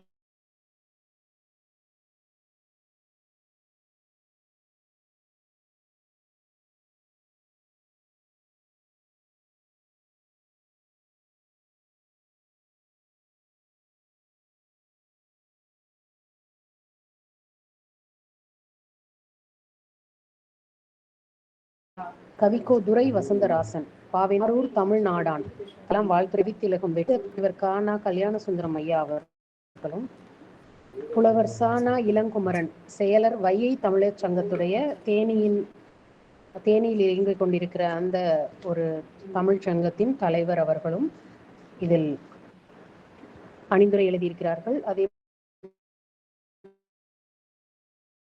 போல் தமிழ் சிட்டு தென்றல் கவி என்பது இதில் அணிந்துரை எழுதியிருக்கிறார்கள். இந்த கட்டுரை தொகுப்பானது முழுவதுமாக எண்ணங்களை சுற்றியே அமைக்கப்பட்டிருக்கின்றது. 100 எழுத்தாளர்கள் சேர்ந்து எழுதியிருக்கிறார்கள். ஒவ்வொன்றும் தங்களுடைய வாழ்க்கையை எப்படி இனிமையாக ஆக்குவது அப்படிங்கிறதற்கான 3 விதிகள். கேளுங்கள், நம்புங்கள், பெற்றுக்கொள்ளுங்கள். அப்ப இந்த உலகத்தில் நமக்கு எல்லாமே கிடைக்கும், யாருக்கும் கிடைக்காது என்று சொல்வதற்கு எதுவும் இல்லை. அதற்கு மிக முக்கியமாக நம்ம என்ன செய்ய வேண்டும் என்றால் நம்மளுடைய எண்ணங்களை சரியாக உருவாக்க வேண்டும். கவனம் செலுத்தி ஆழ்மனதின் வேலையை சுலபமாக்குவதற்கு நம்மளுடைய எண்ணங்களை குழப்பம் இல்லாமல் தெளிவாக வைத்திருந்தால் அது நம்மளுடைய ஆசைகளையும் நம்மளுடைய அந்த இலக்குகளையும் அடைவதற்கு உதவியாக இருக்கும் என்று கூறும் ஒரு கட்டுரை. அடுத்து, கடந்த கால நினைவுகள் பல விஷயங்களில் கசப்பாக இருப்பதற்கு, கவலைகள், அறிவீனம் அதை நம்மளுடைய முன்னேற்றத்தை தடுத்துக் கொண்டு இருக்கும் என்பதை உணர்ந்து பாராட்டு என்பதை சிறந்த மூலதனமாக எடுத்து நாம் செய்ய ஆரம்பித்தோம். கூடவே நன்றி என்ற ஒரு சொல்லை அடிக்கடி பகிரும் பொழுது நம்மளுடைய அந்த பாசிட்டிவ் எனர்ஜி என்று சொல்கிறார்கள் இல்லையா, நேர்மறை சிந்தனை அதிகமாகும். அதன் மூலம் நம்மளுடைய இலக்குகளை ஒரு உதவி செய்து கொள்ள முடியும். தன்னம்பிக்கையோடும் தைரியத்தோடும் அச்சத்தை தவிர்த்து நாம் இந்த கெட்ட குணங்களான பொறாமை, தீய எண்ணம்,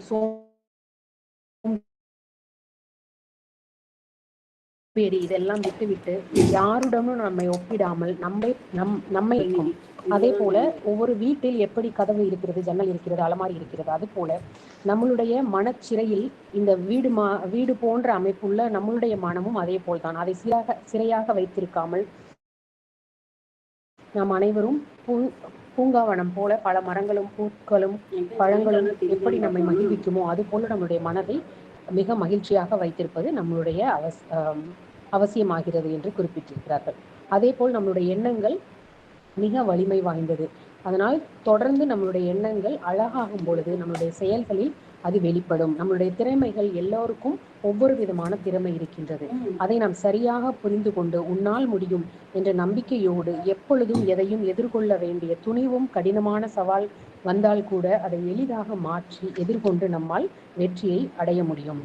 அதே போல் நம்மளுடைய வாழ்க்கையில் உறவுகளை உடையாமல் காப்பதற்கு மிக முக்கியமான விஷயம் ஒரு சில ஊக்கமான வார்த்தைகள், சிநேகத்தோடு சில பரிந்துரைகள், வெளிப்படையா இருக்க வேண்டும், ஒளிவு மறைவு இருக்கக்கூடாது. அது எல்லா உறவுகளுக்கும் பொருந்தும். அந்த உறவுகளும் அதே போல் நம்மிடம் இருந்தால் மட்டும்தான் இது முழுமையாக சாத்தியம். அப்பொழுது குறைகளையும் குற்றங்களையும் பெரிதாக எடுத்துக்கொள்ளும் மனப்பான்மையை எல்லோரும் நீக்கி ஒன்றாக இருக்க வேண்டும், ஒன்றாக பணியாற்ற வேண்டும் என்ற எண்ணத்தில் நடந்தால் நம்மளுடைய இந்த எண்ணங்கள் சிறப்பாக செயல்பட்டு அது நமக்கு ஒரு வலிமையை கொடுக்கும் என்று சொல்லலாம். அதே போல் நம்மளுடைய வாழ்க்கையானது தீய எண்ணங்களால் உருவாக்கப்பட்டது அல்ல. ஒவ்வொரு இடங்களிலும் ஒரு நாளில் 40,000 எண்ணங்கள் நம்முடைய மனதில் தோன்றுகின்றன. அந்த 40,000 எண்ணங்களில் எத்தனை வலிமை மிகுந்தவையாக இருக்கிறது, எத்தனை எதிர்மறையாக இருக்கின்றது என்பதை நாம் தெரிந்து கொண்டோம் என்றால் நம்முடைய எண்ணங்களை செம்மையாக்குவதற்கான முயற்சியை நாம் செய்ய முடியும். அத்தகைய எண்ணங்களை நாம் செம்மையாக்கினால் வலிமை என்பது தன்னாலே நம்மளுடைய மனதிற்குள்ளே வந்துவிடும். இது பல இடங்களில்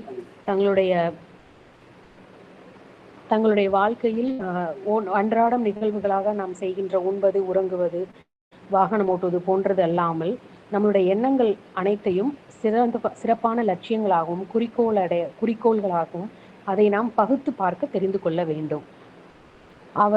அவைதான் நம்மளுடைய வாழ்க்கையின் உரங்கள் என்பதை நாம் புரிந்து கொள்ள வேண்டும். இது போல இந்த புத்தகம் முழுவதும் ஒவ்வொரு எழுத்தாளர்களும் தங்களுடைய எண்ணங்களை சிறப்பான முறையில் கட்டுரையாக கொடுத்திருக்கிறார்கள். சிலர் தங்களுடைய வாழ்க்கையில் நடந்த நிகழ்வுகளையே ஒரு கதையாக குறிப்பிட்டு அதிலிருந்து தான் கற்றுக்கொண்ட பாடத்தின் மூலமாக எப்படி வலிமையானேன், அடுத்தடுத்து என்னுடைய வாழ்க்கையில் நடந்த நிகழ்வுகளை எப்படி செம்மையாக்கினேன் என்று குறிப்பிட்டிருக்கிறார்கள். இதில் என்னுடைய கட்டுரை பற்றி ஒரு சில வரிகளை கூறிக்கொண்டு இன்றைய பேச்சை நிறைவு செய்கின்றேன்.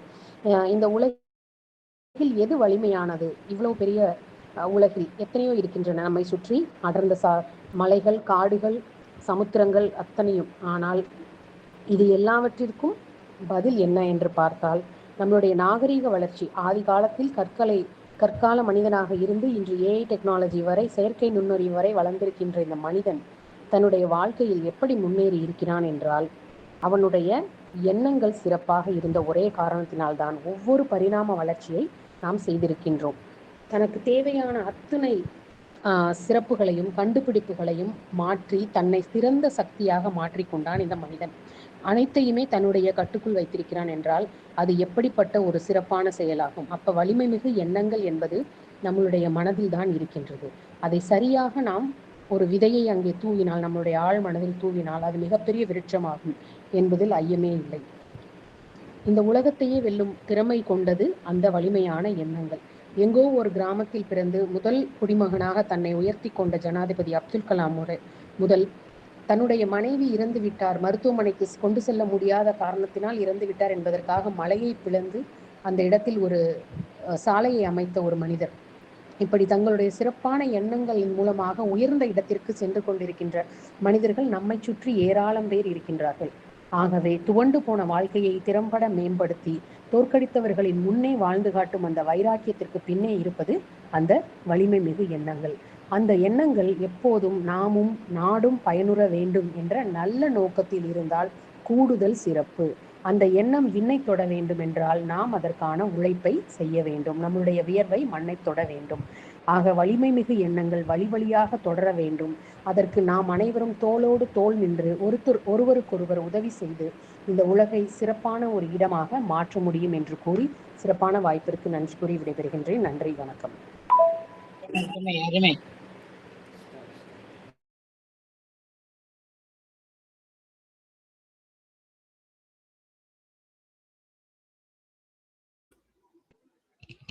மிகவும் அருமை. ஆனந்திக்கும் ஒரு ஸ்பெஷல் நன்றி. ஏன்னா அவங்க இதை வாங்கி நமக்காக சொல்லியிருக்காங்களே. இல்லை, காலையிலே சொன்னாங்க இது மாதிரி கலந்து கொள்ள இயல முடியாது, நான் ஒரு இதில் இருப்பேன், நான் பதிவு செய்து அனுப்பிடுறேன், நீங்க இது பண்ணுங்க அப்படின்னு சொன்னாங்க. சரி, அனுப்பிச்சு விடுங்க அப்படின்னு. இது ஒரு புதிய முயற்சி தானே. முடியல அப்படின்னா கலந்துக்கல அப்படிங்கிற அந்த ஒரு வருத்தமும் இருக்காது, அவங்க பங்கு பெற்றோங்கிற அந்த இது இருக்கும். நமக்கும் அதை கேட்டோமே, அதுதான் ஒரு நல்ல எழுச்சி பூர்வமான உரை. அதுதான். வேற எல்லாம் முடிஞ்சிருச்சா ஆனந்தி? எல்லாரும் பேச முடியும். அருமை அருமை. நானும் கலந்துக்க முடியல. அதெல்லாம் இருக்கத்தான் இருக்கும், அதை பத்தி எல்லாம் கவலையப்படக்கூடாது. மணி இருக்கார பெரிய இது சொன்னாரு, அதெல்லாம் நமக்கு சொல்ல வேண்டியது இல்லை. ஏதோ 2-3 சிக்கல்கள் அதெல்லாம் வரத்தான் செய்யும், எல்லாம் இதுவும் போயிட்டு இருக்குமா இருந்தாலும் நல்லபடியா நடந்தது. எல்லா உரையுமே நல்ல இதா இருந்தது.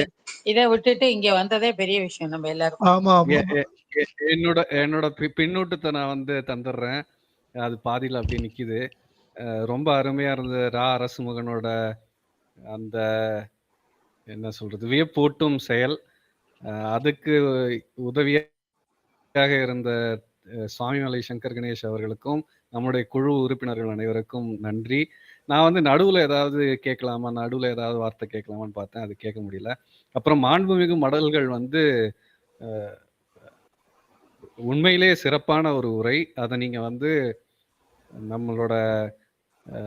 நம்மளோட குழுவில் வந்து பகிரணும், அது உங்களோட வடிவத்திலேயே பகிரணும்னு கேட்டுக்கொள்கிறேன். அதில் வந்து நிறைய தகவல்கள் இருக்கு, ரொம்ப மிகப்பெரிய ஒரு வரலாற்று பதிவாக அது இருக்கு.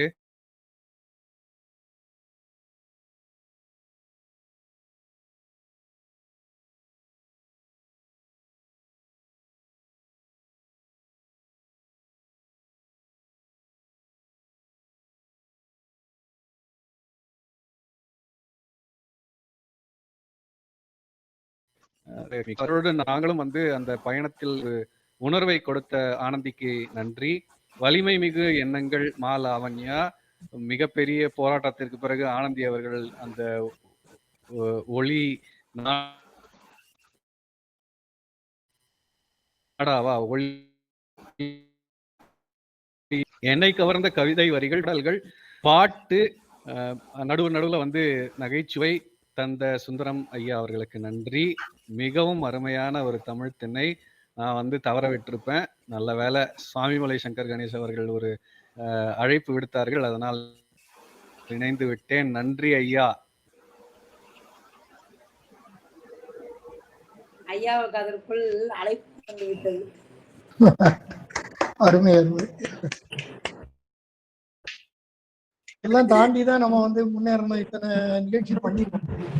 ஆமா, ரொம்ப அருமையா இருக்கு. சின்ன இதெல்லாம் வரதான் செய்யும், பரவாயில்ல. இருந்தாலும் நம்ம அவருக்கு அடுத்த நிலையில இருக்கிற நாங்கள்லாம் ஒரு மரியாதை கொண்டு போனோம். இன்னைக்கு அவர் வந்து அதுக்கப்புறம் இணைச்சுக்கிட்டாரு. மருத்துவர் அன்னபூரணி இருக்காங்க, அவங்க பத்தி தெரிஞ்சுக்கலாமா? மருத்துவர் அன்னபூரணி. மக்களே நான் விடைபெறுகிறேன், ஒரு சின்ன அலுவல் இருக்குது, நான் போயிட்டு வரேன். அடுத்த மாசம் மணி சொல்லுவாரு எப்போ, எனக்கு ஏப்ரல் 26ன்னு நினைக்கிறேன். நம்ம கண்டிப்பா சந்திக்கலாம். நான் போயிட்டு வந்துடுறேன். சரியா? நன்றி. உங்கள் எல்லாரையும் பார்த்தது ரொம்ப மகிழ்ச்சி. நன்றி. நன்றி. மருத்துவர் அன்னபூரணி, நீங்கள் பேசலாம். இருக்காங்களா இல்லையா? இருக்காங்க.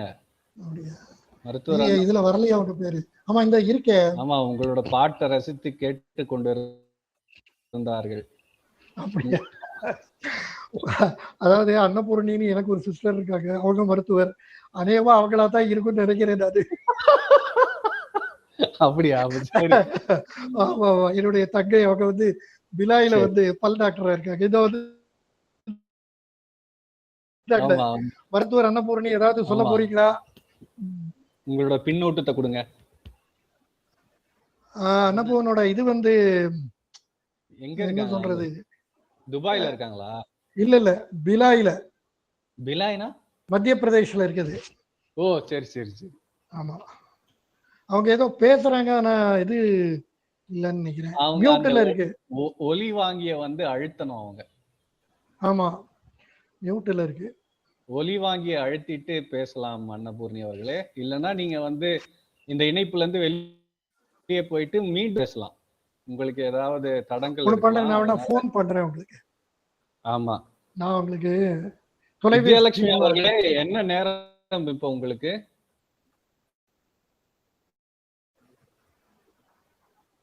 நான் இந்தியால இருக்கேன். எனக்கும் 8:38. எப்ப வந்தீங்க?